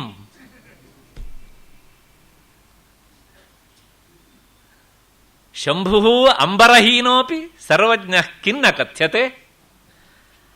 ಅಕ್ಷರ ನೋಡಪ್ಪ, ಬಟ್ಟೆ ನೋಡಬೇಡ. ಅಂಬರಾಣಿ ಅಕ್ಷರಾಣಿ ಪರೀಕ್ಷಂತಾಂ ಅಂಬರಾಡಂಬರೇಣ ಕಿಂ ಅಂದ್ರೆ ಸುಮ್ಮನೆ ಹೇಳಿದ ಮಾತು ಒಂದು ಶ್ಲೋಕ. ಯಾಕೆ ಅಂದರೆ ಸಮರ್ಥನೆ ಮಾಡ್ತಾರೋ ಅವರು, ಬಟ್ಟೆಯನ್ನು ನೋಡಿ ನೀನು ತೀರ್ಮಾನ ಮಾಡಬೇಡ. ತುಂಬ ಒಳ್ಳೆ ಡ್ರೆಸ್ ಮಾಡಿದವನು ಸಹ ಒಳಗಡೆಯಿಂದ ನಿರಕ್ಷರ ಕುಕ್ಷಿ ಆಗಿರಬಹುದು. ಏನು ಬಟ್ಟೆ ಹಾಕ್ಕೊಳ್ಳದೆ ಇರುವವರು, ಸಾಮಾನ್ಯ ಬಟ್ಟೆ ಧರಿಸಿದವರು ಸರ್ವಜ್ಞರಾಗಿಲ್ವೇನಪ್ಪ? ಅದಕ್ಕೆ ಕೊಡುವಂಥ ಉದಾಹರಣೆ, ಶಂಭು ಅಂಬರಹೀನೋಪಿ ಸರ್ವಜ್ಞ ಕಿಂ ನ ಕಥ್ಯತೆ. ಆ ಪರಮೇಶ್ವರ ಅವನೇನು ಬಟ್ಟೆ ಹಾಕ್ಕೊಂಡಿದ್ನಪ್ಪ? ಅವನನ್ನು ಇವತ್ತು ಜಗದೀಶ್ವರ ಪರಮೇಶ್ವರ ಅಂತ ಕರೆಯೋದು ಅವನು ಹಾಕ್ಕೊಂಡಿರೋ ಬಟ್ಟೆಯನ್ನು ನೋಡಿಯಾ ಅಥವಾ ಅವನ ಪಾಂಡಿತ್ಯವನ್ನು ನೋಡಿಯಾ? ಇಷ್ಟು ಹೇಳಿ ತಟಸ್ಥರಾಗಿಬಿಟ್ರು ಅವರು. ಹೀಗೆ ಈ ಶ್ಲೋಕ ಅವರ ಬಾಯಿಂದ ಹೊರಬಂದ ತಕ್ಷಣ ಭಟ್ಟೋಜಿ ದೀಕ್ಷಿತರು ಅವರ ಕಾಲಿಗೆ ಬಿದ್ದು ಶಿಷ್ಯಸ್ತೇಹಂ ಶಾಧಿಮಾಂ ತ್ವಾಂ ಪ್ರಪನ್ನಂ ಅಂತ ಹೇಳಿದರು. ಅಂತಹ ಅಂದರೆ ಅವರು ಮಾತನಾಡಿದರೂ ಸಹ ಅವರ ಬಾಯಿಂದ ಸರಸ್ವತಿ ಶ್ಲೋಕ ರೂಪದಲ್ಲಿ ಹೊರಹೊಮ್ತಾ ಇದ್ರು. ಅಂಥ ಪಾಂಡಿತ್ಯ ಅವರಿಗೆ. ಹೀಗೆ ಅಪ್ಪಯ್ಯ ದೀಕ್ಷಿತರು ಈ ಮಾತನ್ನು ಹೇಳಿ ಆದಮೇಲೆ ಮತ್ತೆ ನಿಸ್ಸಂಕೋಚವಾಗಿ ಭಟ್ಟೋಜಿ ದೀಕ್ಷಿತರು ನನಗೆ ನೀವು ವೇದಾಂತ ಪಾಠ ಮಾಡಬೇಕು ಅಂತ ಕೇಳಿಕೊಂಡಾಗ ಆಗ್ಲಪ್ಪ ಸಂತೋಷ ಅಂತೇಳಿ ಅವರಿಗೆ ವೇದಾಂತ ಪಾಠ ಮಾಡಿ ಭಟ್ಟೋಜಿ ದೀಕ್ಷಿತರಿಗೆ ಕೊನೆಗೆ ಅವರ ಪಾಂಡಿತ್ಯಕ್ಕೆ ಅಪ್ಪಯ್ಯ ದೀಕ್ಷಿತರು ಸಹ ತಲೆ ತೂಗಿ ಅಪ್ಪಯ್ಯ ದೀಕ್ಷಿತರೇ ಹೇಳ್ತಾರೆ ಅವರಿಗೆ, ನೀನು ಕೆಲವು ಗ್ರಂಥಗಳನ್ನು ಇನ್ನೂ ಬರೀಬೇಕಾದದ್ದು ಉಂಟು ಅಂತ ಹೇಳಿ ಆದ ಮೇಲೆ ಮತ್ತೆ ಭಟ್ಟೋಜಿ ದೀಕ್ಷಿತರು ಅವರು ಸಹ 4-5 ಕೃತಿಗಳನ್ನು ಬರೆದಿದ್ದಾರೆ. ಅವರು ತತ್ವಕೌಸ್ತುಭ ಮುಂತಾದಂತಹ ಕೃತಿಗಳು ಸಾಕಷ್ಟು ಪ್ರಸಿದ್ಧವಾದಂತಹ ಗ್ರಂಥಗಳು. ಅದನ್ನು ಬರೆದು ಅವರು ಸಾಕಷ್ಟು ಕಡೆಗೆ ಪ್ರಚಾರಪಡಿಸಿದರು. ಮತ್ತು ಅಪ್ಪಯ್ಯ ದೀಕ್ಷಿತರನ್ನು ಅವರು ಬಹಳವಾಗಿ ಹಚ್ಚಿಕೊಂಡ್ರು. ಅಪ್ಪಯ್ಯ ದೀಕ್ಷಿತರನ್ನು ಪರಿಚಯ ಮಾಡುವಂಥ ಒಂದು ಶ್ಲೋಕವನ್ನು ಭಟ್ಟೋಜಿ ದೀಕ್ಷಿತರು ಆಮೇಲೆ ಹೇಳಿದರು. ತಾನು ತನ್ನ ಗುರುಗಳಿಗೆ ನಮಸ್ಕಾರ ಮಾಡ್ತೇನೆ. ಎಂಥ ಗುರುಗಳು ಅಂತ ಕೇಳಿದರೆ, ಅಪ್ಪಯ್ಯ ದೀಕ್ಷಿತೇಂದ್ರಾನ್ ಅಶೇಷ ವಿದ್ಯಾ ಗುರೂನ್ ಅಹಂ ನೌಮಿ. ಅಶೇಷ ವಿದ್ಯಾ ಗುರೂನ್ ಅಂತಾರೆ. ಅಂದರೆ ಒಂದು ದೃಷ್ಟಿಯಲ್ಲಿ ಸರ್ವಜ್ಞರೇ ಅವರು, ಏನು ಸಂಶಯನೇ ಇಲ್ಲ ಅದರ ಬಗ್ಗೆ ಹೀಗೆ ಅಂತ. ಮತ್ತಷ್ಟೇ ಅಲ್ಲ, ಅವರ ಪಾಂಡಿತ್ಯ ಹೇಗಿತ್ತು ಅಂತ ಕೇಳಿದರೆ, ಯತ್ಕೃತಿ ಬೋಧಾ ಬೋಧೌ ವಿದ್ವದ್ ಅವಿದ್ವತ್ ವಿಭಾಜಕೋಪಾಧಿ. ಹಾಗಿದ್ರೆ ಪ್ರಪಂಚದಲ್ಲಿ ಈತ ಪಂಡಿತ ಈತ ಪಂಡಿತನಲ್ಲ ಅಂತ ಹೇಗೆ ತೀರ್ಮಾನ ಮಾಡೋದು ಅಂದರೆ, ಅವನ ಕೈಗೆ ಅಪ್ಪಯ್ಯ ದೀಕ್ಷಿತರ ಕೃತಿಗಳನ್ನು ಕೊಡಬೇಕಂತೆ. ಕೊಟ್ಟಾದ್ಮೇಲೆ ಆ ಕೃತಿಯನ್ನು ಅವನು ಅರ್ಥ ಮಾಡ್ಕೊಳ್ತಾನೆ ಅಂತ ಆದರೆ ಅವನು ಪಂಡಿತ, ಅರ್ಥ ಆಗೋದಿಲ್ಲ ಅಂತ ಆದರೆ ಅವನು ಪಂಡಿತನಲ್ಲ ಅಂತ. ಅಂದರೆ ಏನು ಹೇಳ್ದಂಗಾಯಿತು ಅಂದರೆ, ಇನ್ನು ಮುಂದೆ ಬರುವಂತಹ ಈ ಪರಂಪರೆಯಲ್ಲಿ ಪಂಡಿತರ ಅಪಂಡಿತರ ತೀರ್ಮಾನಕ್ಕೆ ಅಪ್ಪಯ್ಯ ದೀಕ್ಷಿತರು ಒಂದು ಮಾನದಂಡ. ಅವ್ರ ಕೃತಿ ಅರ್ಥ ಆಗತ್ತೆ ಅಂತ ಆದರೆ ಅವನು ವಿದ್ವಾಂಸ, ಆಗೋಲ್ಲ ಅಂದರೆ ವಿದ್ವಾಂಸನಲ್ಲ ಅಂತ. ಇದು ಸ್ವತಃ ಒಬ್ಬ ವೈಯಾಕರಣ ಹೇಳಿದಂಥ ಮಾತು.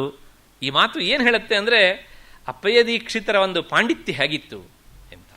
ಸಾಮಾನ್ಯವಾಗಿ ನಮಗೇನಾಗತ್ತೆ ಕೇಳಿದರೆ, ಬಹಳಷ್ಟು ಕೃತಿಗಳನ್ನು ರಚನೆ ಮಾಡ್ತಾ ಮಾಡ್ತಾ ಹೋದಾಗ ಮೊದಲನೇ ಕೃತಿಯ ಕೆಲವು ಅಂಶಗಳು ಎರಡನೇ ಕೃತಿಯಲ್ಲಿ ಬರ್ತವೆ.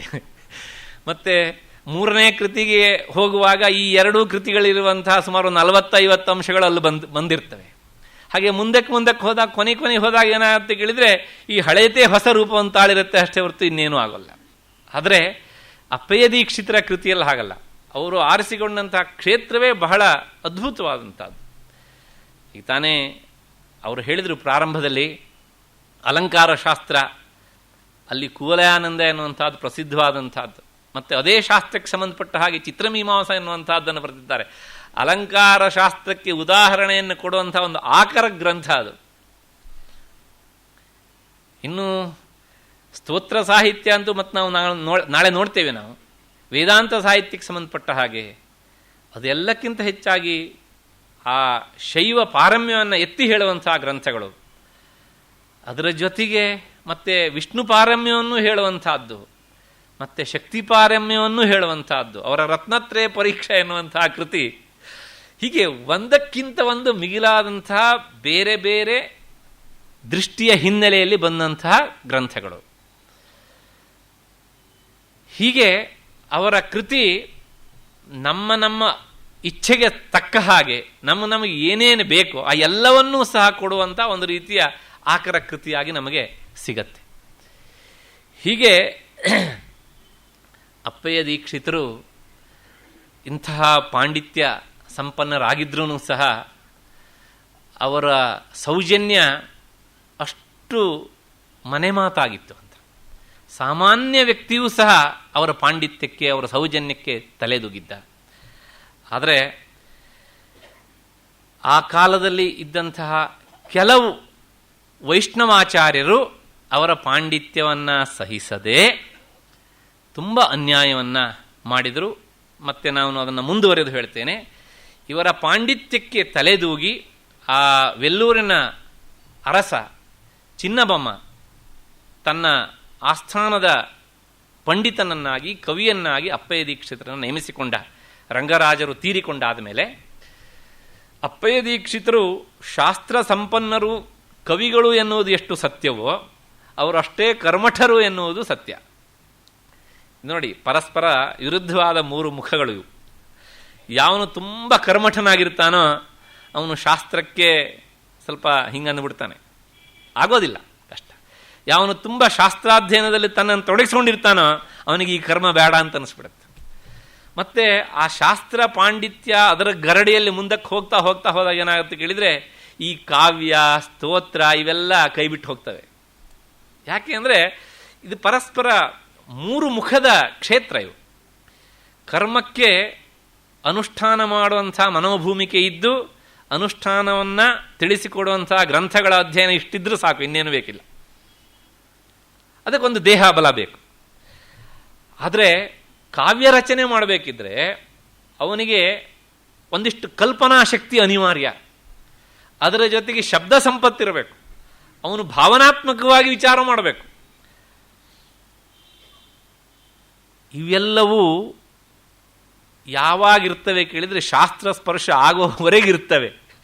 ಶಾಸ್ತ್ರ ಅಧ್ಯಯನದ ಸ್ಪರ್ಶವಾದಾಗ ಏನಾಗುತ್ತೆ ಕೇಳಿದ್ರೆ ಇವೆಲ್ಲ ಕೈ ಬಿಟ್ಟು ಹೋಗ್ತವೆ. ಯಾಕೆ ಕೇಳಿದರೆ ಶಾಸ್ತ್ರದ ಅಧ್ಯಯನಕ್ಕೆ ತೊಡಗಿಕೊಂಡಾಗ ಭಾವನೆಯಾಗಲಿ ಕಲ್ಪನೆಯಾಗಲಿ ನಿಲ್ಲೋದೇ ಇಲ್ಲ. ಅಲ್ಲಿ ಏನಿದ್ರೂ ಸಹ ತನ್ನ ಪ್ರತಿವಾದಿಯನ್ನು ಹೇಗೆ ಮಣಿಸಬೇಕು ಎನ್ನುವಂತಹ ಈ ರಜೋಗುಣ ಹೆಚ್ಚು ಪ್ರಾರಂಭ ಆಗಿಬಿಡುತ್ತೆ. ಅದರ ಜೊತೆಗೆ ಗ್ರಹಣ ಶಕ್ತಿ, ಧಾರಣೆ ಶಕ್ತಿ, ಶಾಸ್ತ್ರ ಅವನು ಹೀಗೆ ಹೇಳಿದರೆ ನಾನಿಲ್ಲಿ ಹೇಗೆ ಹೇಳಬೇಕು ಅನ್ನುವಂಥ ಆ ಕರ್ಕಶ ಪಾಂಡಿತ್ಯ ಬಂದಾಗ ಈ ಕಾವ್ಯದ ಮೃದುತ್ವ ಎನ್ನುವಂತಹದ್ದು ಹೊರಟು ಹೋಗ್ಬಿಡುತ್ತೆ. ಈ ಮೂರನ್ನೂ ಮೇಳೈಸಿಕೊಂಡಿರೋದುಂಟಲ್ಲ, ಒಂದು ರೀತಿಯ ತ್ರಿವೇಣಿ ಸಂಗಮ ಇದ್ದ ಹಾಗೆ, ಅದು ಬಹಳ ದುರ್ಲಭ. ಇದನ್ನು ನಾವು ನಮ್ಮ ಇತಿಹಾಸದಲ್ಲಿ ನೋಡುವುದು ಇಬ್ಬರಲ್ಲಿ ಮಾತ್ರ, ಒಂದು ಆಚಾರ್ಯ ಶಂಕರರಲ್ಲಿ ಮತ್ತು ಅಪ್ಪಯ್ಯ ದೀಕ್ಷಿತರಲ್ಲಿ ಮಾತ್ರ. ಅವರು ಶಾಸ್ತ್ರ ವಿಚಾರವನ್ನು ಪ್ರತಿಪಾದನೆ ಮಾಡಲಿಕ್ಕೆ ಹೊರಟಾಗ ಇವರಿಗೆ ಕಾವ್ಯದ ಗಂಧವೇ ಇಲ್ವೇನೋ ಅಂತ ಅನಿಸ್ಬೇಕು. ಹಾಗೆ ಅಷ್ಟು ಎತ್ತರಕ್ಕೆ ಏರಿ ಆ ಶಾಸ್ತ್ರದ ವಿಚಾರವನ್ನು ಪ್ರತಿಪಾದನೆ ಮಾಡ್ತಾರೆ. ಹಾಗೆ ಕಾವ್ಯದ ನೆಲೆಗೆ ಬಂದರೆ ಬರೇ ಎಂಥವರಾದರೂ ಸಹ ಅವರು ಕಾವ್ಯದ ಆ ಒಂದು ನಿರ್ಮಾಣ ಶಕ್ತಿಗೆ ತಲೆದೂಗಿ ಬಿಡಬೇಕು. ನಾವು ಅವರು ಶಿವಾನಂದ ಲಹರಿ, ಸೌಂದರ್ಯ ಲಹರಿ ಮತ್ತು ಇನ್ನೂ ಬೇರೆ ಬೇರೆ ಸ್ತೋತ್ರಗಳನ್ನೆಲ್ಲ ನಾವು ನೋಡಿದ್ದೇವೆ. ಅಪ್ಪಯ್ಯ ದೀಕ್ಷಿತರಿಗೆ ಇಂಥ ಒಂದು ಅದ್ಭುತವಾದಂತಹ ಸಾಮರ್ಥ್ಯ ಇತ್ತು.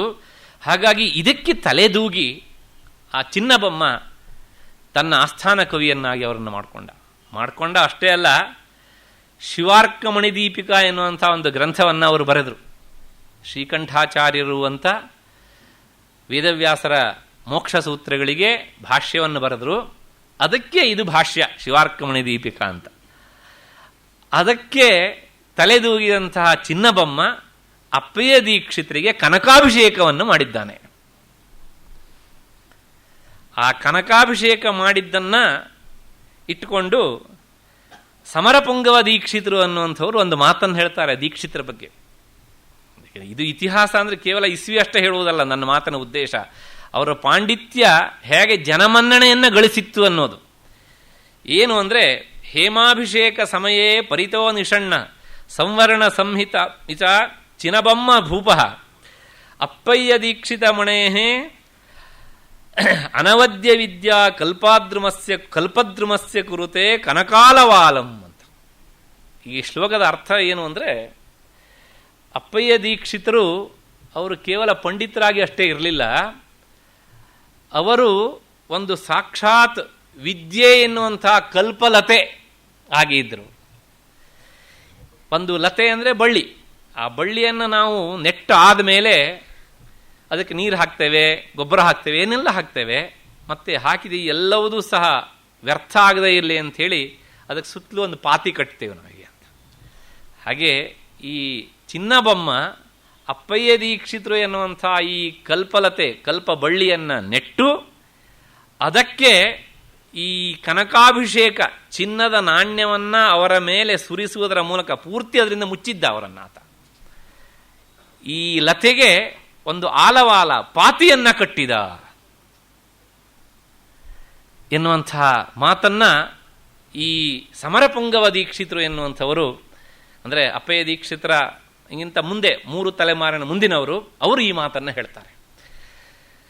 ಮತ್ತೆ ಇಂತಹ ಈ ಪಾಂಡಿತ್ಯ, ಅವರ ಪ್ರತಿಭೆಗೆ ಸಿಕ್ಕಂತಹ ಮನ್ನಣೆ, ಇದನ್ನೆಲ್ಲ ನೋಡಿ ಆದ ಮೇಲೆ ಇದನ್ನು ಸಹಿಸಲಿಕ್ಕಾಗದೇ ಇರುವಂತಹ ಆ ಕಾಲದ ಕೆಲವು ವೈಷ್ಣವ ಪಂಡಿತರು ಇವ್ರನ್ನ ಏನಾದರೂ ಮಾಡಿ ಮುಗಿಸ್ಬೇಕು ಅಂಥೇಳಿ ಸೊಂಟ ಕಟ್ಟಿದರು. ಪ್ರಾಯಶಃ ನಿಮಗೆ ಗೊತ್ತಿರಬೇಕು, ನಮ್ಮ ದೇಶದಲ್ಲಿ ಶೈವ ವೈಷ್ಣವ ಜಿದ್ದಾಜಿದ್ದಿಗೆ ಜಗಳಕ್ಕೆ ದಕ್ಷಿಣ ಭಾರತದಲ್ಲಿ ತಮಿಳುನಾಡೇ ವೇದಿಕೆಯಾಗಿತ್ತು. ಇವತ್ತಿಗೂ ಸಹ ಅಲ್ಲಿನ ದೇವಾಲಯಗಳು ಅದಕ್ಕೆ ಶಾಸನವನ್ನು ನಮಗೆ ಒದಗಿಸಿ ಕೊಡ್ತವೆ. ನೀವು ಬೇಕಾದರೆ ಮಧುರೆಗೆ ಹೋಗಿ, ರಾಮೇಶ್ವರಕ್ಕೆ ಹೋಗಿ, ಎಲ್ಲೇ ಹೋಗಿ, ಆ ಎಲ್ಲ ಆದರೂ ಒಂದು ಸಂತೋಷ ಪಡಬೇಕು. ಏನು ಕೇಳಿದರೆ, ಈ ಜಗಳದ ಹಿನ್ನೆಲೆಯಲ್ಲಿ 2 ಕ್ಷೇತ್ರಗಳು ಸಾಕಷ್ಟು ಬೆಳೆದು ನಿಂತಿವೆ.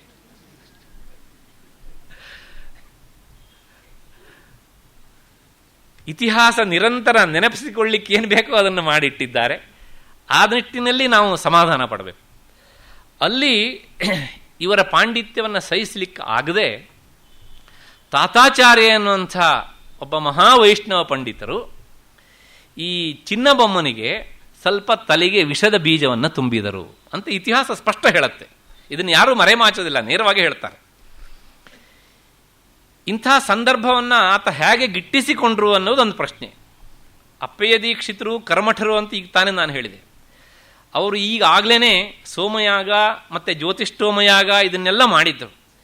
ಇದನ್ನೆಲ್ಲ ಮಾಡಿದಾಗ ನೋಡಿದಂಥ ಜನರು ಅವರ ಹತ್ರ ನೀವು ವಾಜಪೇಯಿ ಯಾಗವನ್ನು ಮಾಡಬೇಕು ಅಂತ ಹೇಳಿ ಅವರ ಹತ್ರ ವಾಜಪೇಯಿ ಯಾಗವನ್ನು ಮಾಡಿಸಿದ್ದಾರೆ. ಆ ವಾಜಪೇಯಿ ಯಾಗವನ್ನು ಅವರು ತಮ್ಮ ಊರಿನಲ್ಲಿಯೇ ಅಡೆಯಪಾಳಂದಲ್ಲೇ ಮಾಡಿದರು ಎನ್ನುವಂಥ ಒಂದು ಅಭಿಪ್ರಾಯ ಸಿಕ್ಕತ್ತೆ ನಮಗೆ.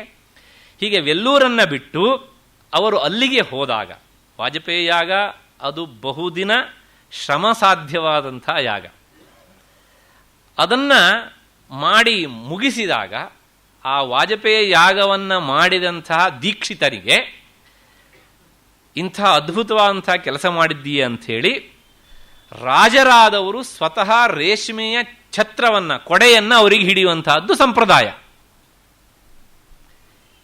ಹೀಗೆ ಅಪ್ಪಯ್ಯ ದೀಕ್ಷಿತರು ಈ ಯಾಗವನ್ನು ಮಾಡಿದಾಗ ಸ್ವತಃ ಯಾರ ಆಸ್ಥಾನದಲ್ಲಿ ಅಪ್ಪಯ್ಯ ದೀಕ್ಷಿತರು ಇದ್ರೋ, ಚಿನ್ನಬೊಮ್ಮನ ಆಸ್ಥಾನದಲ್ಲಿ, ಚಿನ್ನಬೊಮ್ಮ ಅಪ್ಪಯ್ಯ ದೀಕ್ಷಿತರ ಅವಭೃತ ಸ್ನಾನದ ಸಂದರ್ಭಕ್ಕೆ ಈ ಛತ್ರವನ್ನು ಹಿಡಿಯಲಿಕ್ಕೆ ಹೋಗಲಿಲ್ಲ.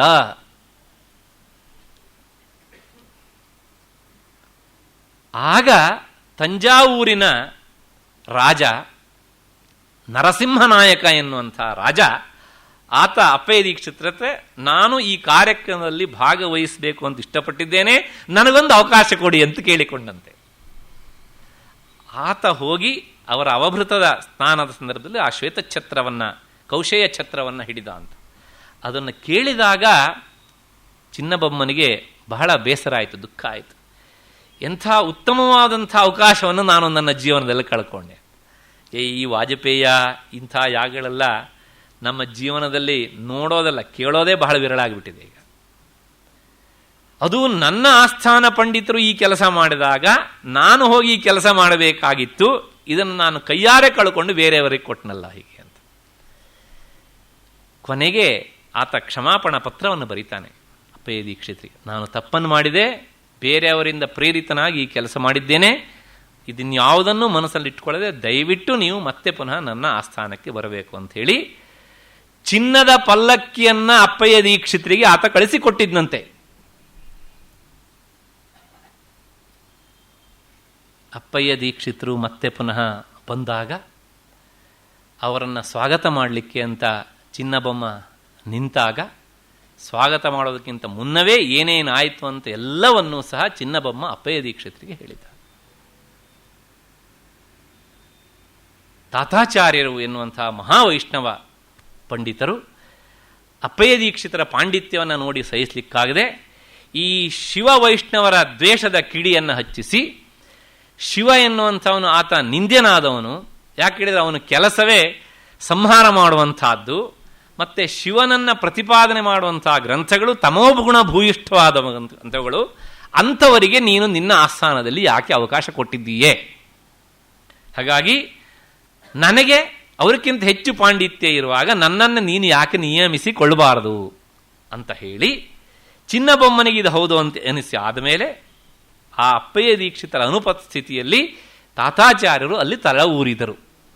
ತಳ ಊರಿ ಆದ ಮೇಲೆ ಅವರು ಈ ವೈಷ್ಣವ ತತ್ವ ಪ್ರಚಾರಕ್ಕೆ ಅಂಥೇಳಿ ಸುಮಾರು 9,000 ವ್ಯಕ್ತಿಗಳಿಗೆ ಮದುವೆಯನ್ನು ಮಾಡಿಸುವಂಥ ಹೊಣೆಗಾರಿಕೆಯನ್ನು ಹೊತ್ತು ಆ ಹೊಣೆಗಾರಿಕೆಯನ್ನು ಈಡೇರಿಸುವುದಕ್ಕೆ ಆಸ್ಥಾನದಿಂದ ಬೊಕ್ಕಸದಿಂದಲೇ ಸಾಕಷ್ಟು ಹಣವನ್ನು ಕೊಡಿಸಿದ್ದಾರೆ. ಅಷ್ಟೇ ಅಲ್ಲ, ಅವರೆಲ್ಲರಿಗೂ 5 ಸುವರ್ಣದ ಕುಸುಮವನ್ನು, ಸುವರ್ಣ ಪುಷ್ಪವನ್ನು ಮದುವೆಯ ಸಂದರ್ಭದಲ್ಲಿ ಕೊಡಿಸಿದ್ದು ಆಸ್ಥಾನದ ಬೊಕ್ಕಸದಿಂದ. ಚಿನ್ನಬೊಮ್ಮನೆ ಹೇಳಿದಂಥ ಮಾತು ಕೊನೆಗೆ ಪ್ರಾಯಶಃ ಎಷ್ಟು ಬೆಳೀತು ಕೇಳಿದರೆ ಅವರ ಈ ಒಂದು ದುರಾಸೆ ಕೊನೆಗೆ ನಮ್ಮ ಇತಿಹಾಸಕಾರ ಹೇಳ್ತಾರೆ, ಚಿನ್ನಬೊಮ್ಮನಿಗಿಂತಲೂ ವೆಲ್ಲೂರನ್ನು ಆಳುವ ರಾಜ ತಾತಾಚಾರ್ಯರೇ ಆಗಿಬಿಟ್ಟಿದ್ದಾರೆ ಎನ್ನುವಂಥ ಭಾವನೆ ಬಂತಂತೆ. ಈ ದೇಶದ ರಾಜ ಯಾರು ಅಂದರೆ ತಾತಾಚಾರ್ಯರೇ ಅನ್ನಂತ. ಇಷ್ಟರ ಮಟ್ಟಿಗೆ ಕೊನೆಗೆ ಚಿನ್ನಬೊಮ್ಮ ನಿರ್ಧಾರ ಮಾಡ್ತಾನೆ, ಹೀಗೆ ಹೋಗಿಬಿಟ್ರೆ ನನ್ನ ಅಸ್ತಿತ್ವ ಪೂರ್ತಿ ಹೋಗಿಬಿಡುತ್ತೆ, ಇಂತಹ ಸಂದರ್ಭದಲ್ಲಿ ನನಗೆ ಅಪ್ಪಯ್ಯ ದೀಕ್ಷಿತರು ಮಾತ್ರ ಮಾರ್ಗದರ್ಶಕರಾಗಬಲ್ಲರು ಅಂತೇಳಿ ಕ್ಷಮಾಪಣಾ ಪತ್ರವನ್ನು ಬರೆದು ಅವರಿಗೆ ಚಿನ್ನದ ಪಲ್ಲಕ್ಕಿಯನ್ನು ಕಳಿಸಿಕೊಟ್ಟ. ಹೀಗೆ ಅಂತ. ಆದರೆ ಅಪ್ಪಯ್ಯ ದೀಕ್ಷಿತರಿಗೆ ಇದು ಯಾವುದೂ ಬೇಕಾಗಿಲ್ಲ.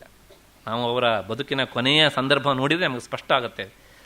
ಅವರು ಆ ಪಲ್ಲಕ್ಕಿ ಮೇಲೆ ಕೂರಲೂ ಇಲ್ಲ, ಅದನ್ನು ಮುಟ್ಟಿ ನಮಸ್ಕಾರ ಮಾಡಿ ವಾಪಸ್ ಕಳಿಸೋದು ಹಿಂದಕ್ಕೆ ನಡ್ಕೊಂಡು ಬಂದರು ಅವರು. ಹೀಗೆ ತಾತಾಚಾರ್ಯರು ಅಪ್ಪಯ್ಯ ದೀಕ್ಷಿತರ ವಿರುದ್ಧ ಸಾಕಷ್ಟು ಈ ಕೆಲಸವನ್ನು ಮಾಡಿದರು. ಅಷ್ಟೇ ಅಲ್ಲ, ನಾನು ವಾಸ್ತವಿಕವಾಗಿ ಸಭೆಯಲ್ಲಿ ಇಂಥನ್ನು ಹೇಳಬಾರ್ದು, ಆದರೆ ಇತಿಹಾಸಕಾರ ಇದನ್ನು ಉಲ್ಲೇಖ ಮಾಡಿದ್ದಾರೆ. ಎಷ್ಟರ ಮಟ್ಟಿಗೆ ಕೇಳಿದರೆ, ಒಂದು ಸಲ ಅವರು ಎಷ್ಟಂದ್ರೂ ನಡ್ಕೊಂಡು ಹೋಗುವಂತಹ ವ್ಯಕ್ತಿಗಳು ಅಪ್ಪಯ್ಯ ದೀಕ್ಷಿತರು. ಒಂದು ಸಲ ಹೀಗೆ ಬೇರೆ ಊರಿಗೆ ಹೋಗುವಂತಹ ಸಂದರ್ಭದಲ್ಲಿ ಕೆಲವು ಜನರನ್ನ, ಬಾಡಿಗೆಯ ಜನರನ್ನ ಇಡಿಸಿ ಅವರ ಕೊಲೆಗೂ ಸಹ ಪ್ರಯತ್ನ ಮಾಡಿದರು ಅಂತ. ಆಗ ಅಪ್ಪಯ್ಯ ದೀಕ್ಷಿತರು ಶಿವನನ್ನ ಕುರಿತು, ನನ್ನ ಶತ್ರುಗಳು ಮಾಡ್ತಾ ಇರುವಂತಹ ಈ ಪ್ರಯತ್ನವನ್ನು ನೀನೇ ನಿಗ್ರಹ ಮಾಡಬೇಕಪ್ಪ ಅಂಥೇಳಿ ನಿಗ್ರಹಾಷ್ಟಕ ಅಂತ ಒಂದು ಸ್ತೋತ್ರ ಬರೆದಿದ್ದಾರೆ. ಈಗ ಅವರು ಹೇಳುವಂಥ ಒಂದು ಶ್ಲೋಕದ ಒಂದು ಮಾತು ಏನು ಕೇಳಿದರೆ, ಈಶ್ವರನನ್ನು ಕುರಿತು ಹೇಳಿದಂಥ ಮಾತು, ನಾನು ಈ ದೇಹವನ್ನು ಧರಿಸಿ ಬಂದದ್ರಿಂದಲೇ ನನಗೆ ಸಾವು ಎನ್ನುವುದು ಖಚಿತ. ಆದರೆ ನಾನು ಹೇಗೆ ಸಾಯಬೇಕು ಎನ್ನುವಂಥ ತೀರ್ಮಾನ ನೀನು ಮಾಡಬೇಕೇ ಅಷ್ಟೇ ಹೊರತು ಸಹ ನನ್ನ ಶತ್ರುಗಳಾಗಬಾರ್ದು, ಅವರು ತೀರ್ಮಾನ ಮಾಡಬಾರ್ದು. ಹಾಗಾಗಿ ನಿನಗೆ ಹೇಗೆ ಇಷ್ಟ ಇದೆಯೋ ಹಾಗೆ ನನ್ನನ್ನು ನೀನು ನೋಡಿಕೋ, ನನ್ನನ್ನು ರಕ್ಷಣೆ ಮಾಡು ಅಂತ ಪ್ರಾರ್ಥನೆ ಮಾಡ್ತಾ ಅವರು ಹೋದರು. ಆಗ ಅವರೆಲ್ಲರೂ ಸಹ ನಿಶ್ಚೇಷ್ಟರಾಗಿದ್ದರು ಎನ್ನುವಂಥ ಮಾತನ್ನು ಇತಿಹಾಸಕಾರರು ಉಲ್ಲೇಖ ಮಾಡ್ತಾರೆ. ಅಂದರೆ ನಮ್ಮಲ್ಲಿ ಶೈವ ವೈಷ್ಣವ ದ್ವೇಷ ಎಷ್ಟು ಬೆಳೆದಿತ್ತು ಅನ್ನೋದಕ್ಕೆ ಪ್ರಾಯಶಃ ಇದಕ್ಕಿಂತ ಕೆಟ್ಟ ಉದಾಹರಣೆ ಇನ್ನು ಬೇಡ ಅಂತ ಕಾಣುತ್ತೆ ಪ್ರಾಯಶಃ. ಅಷ್ಟೇ ಅಲ್ಲ, ಅವರು ಒಮ್ಮೆ ಶ್ರೀರಂಗಕ್ಕೆ ಹೋಗಿದ್ರಂತೆ. ಶ್ರೀರಂಗಕ್ಕೆ ಹೋದಾಗ ಅದು ಶ್ರೀರಂಗ ಕ್ಷೇತ್ರ ವಿಷ್ಣುವಿನ ಸಾನ್ನಿಧ್ಯ ಇರುವಂಥ, ಅದರಿಂದ ಈ ಹಿಂದೆ ಹೇಳಿದಂಥ ತಾತಾಚಾರ್ಯರಿಂದ ಪ್ರೇರಿತ ಅಂತ ಅಲ್ಲಿನ ಅರ್ಚಕರು ಇವರಿಗೆ ಒಳಗಡೆ ಪ್ರವೇಶ ಬಿಡಲಿಲ್ಲ. ಆಗ ಹೊರಗಡೆ ನಿಂತಹ ದೀಕ್ಷಿತರು, ನಾನು ನಿನ್ನನ್ನು ನೋಡಲಿಲ್ಲ, ನಿನ್ನ ಆಕಾರ ಹೇಗಿದೆ ಅಂತ ನೋಡಲಿಕ್ಕೆ ಬಂದೇ ಅವಕಾಶ ಕೊಡಲಿಲ್ಲ.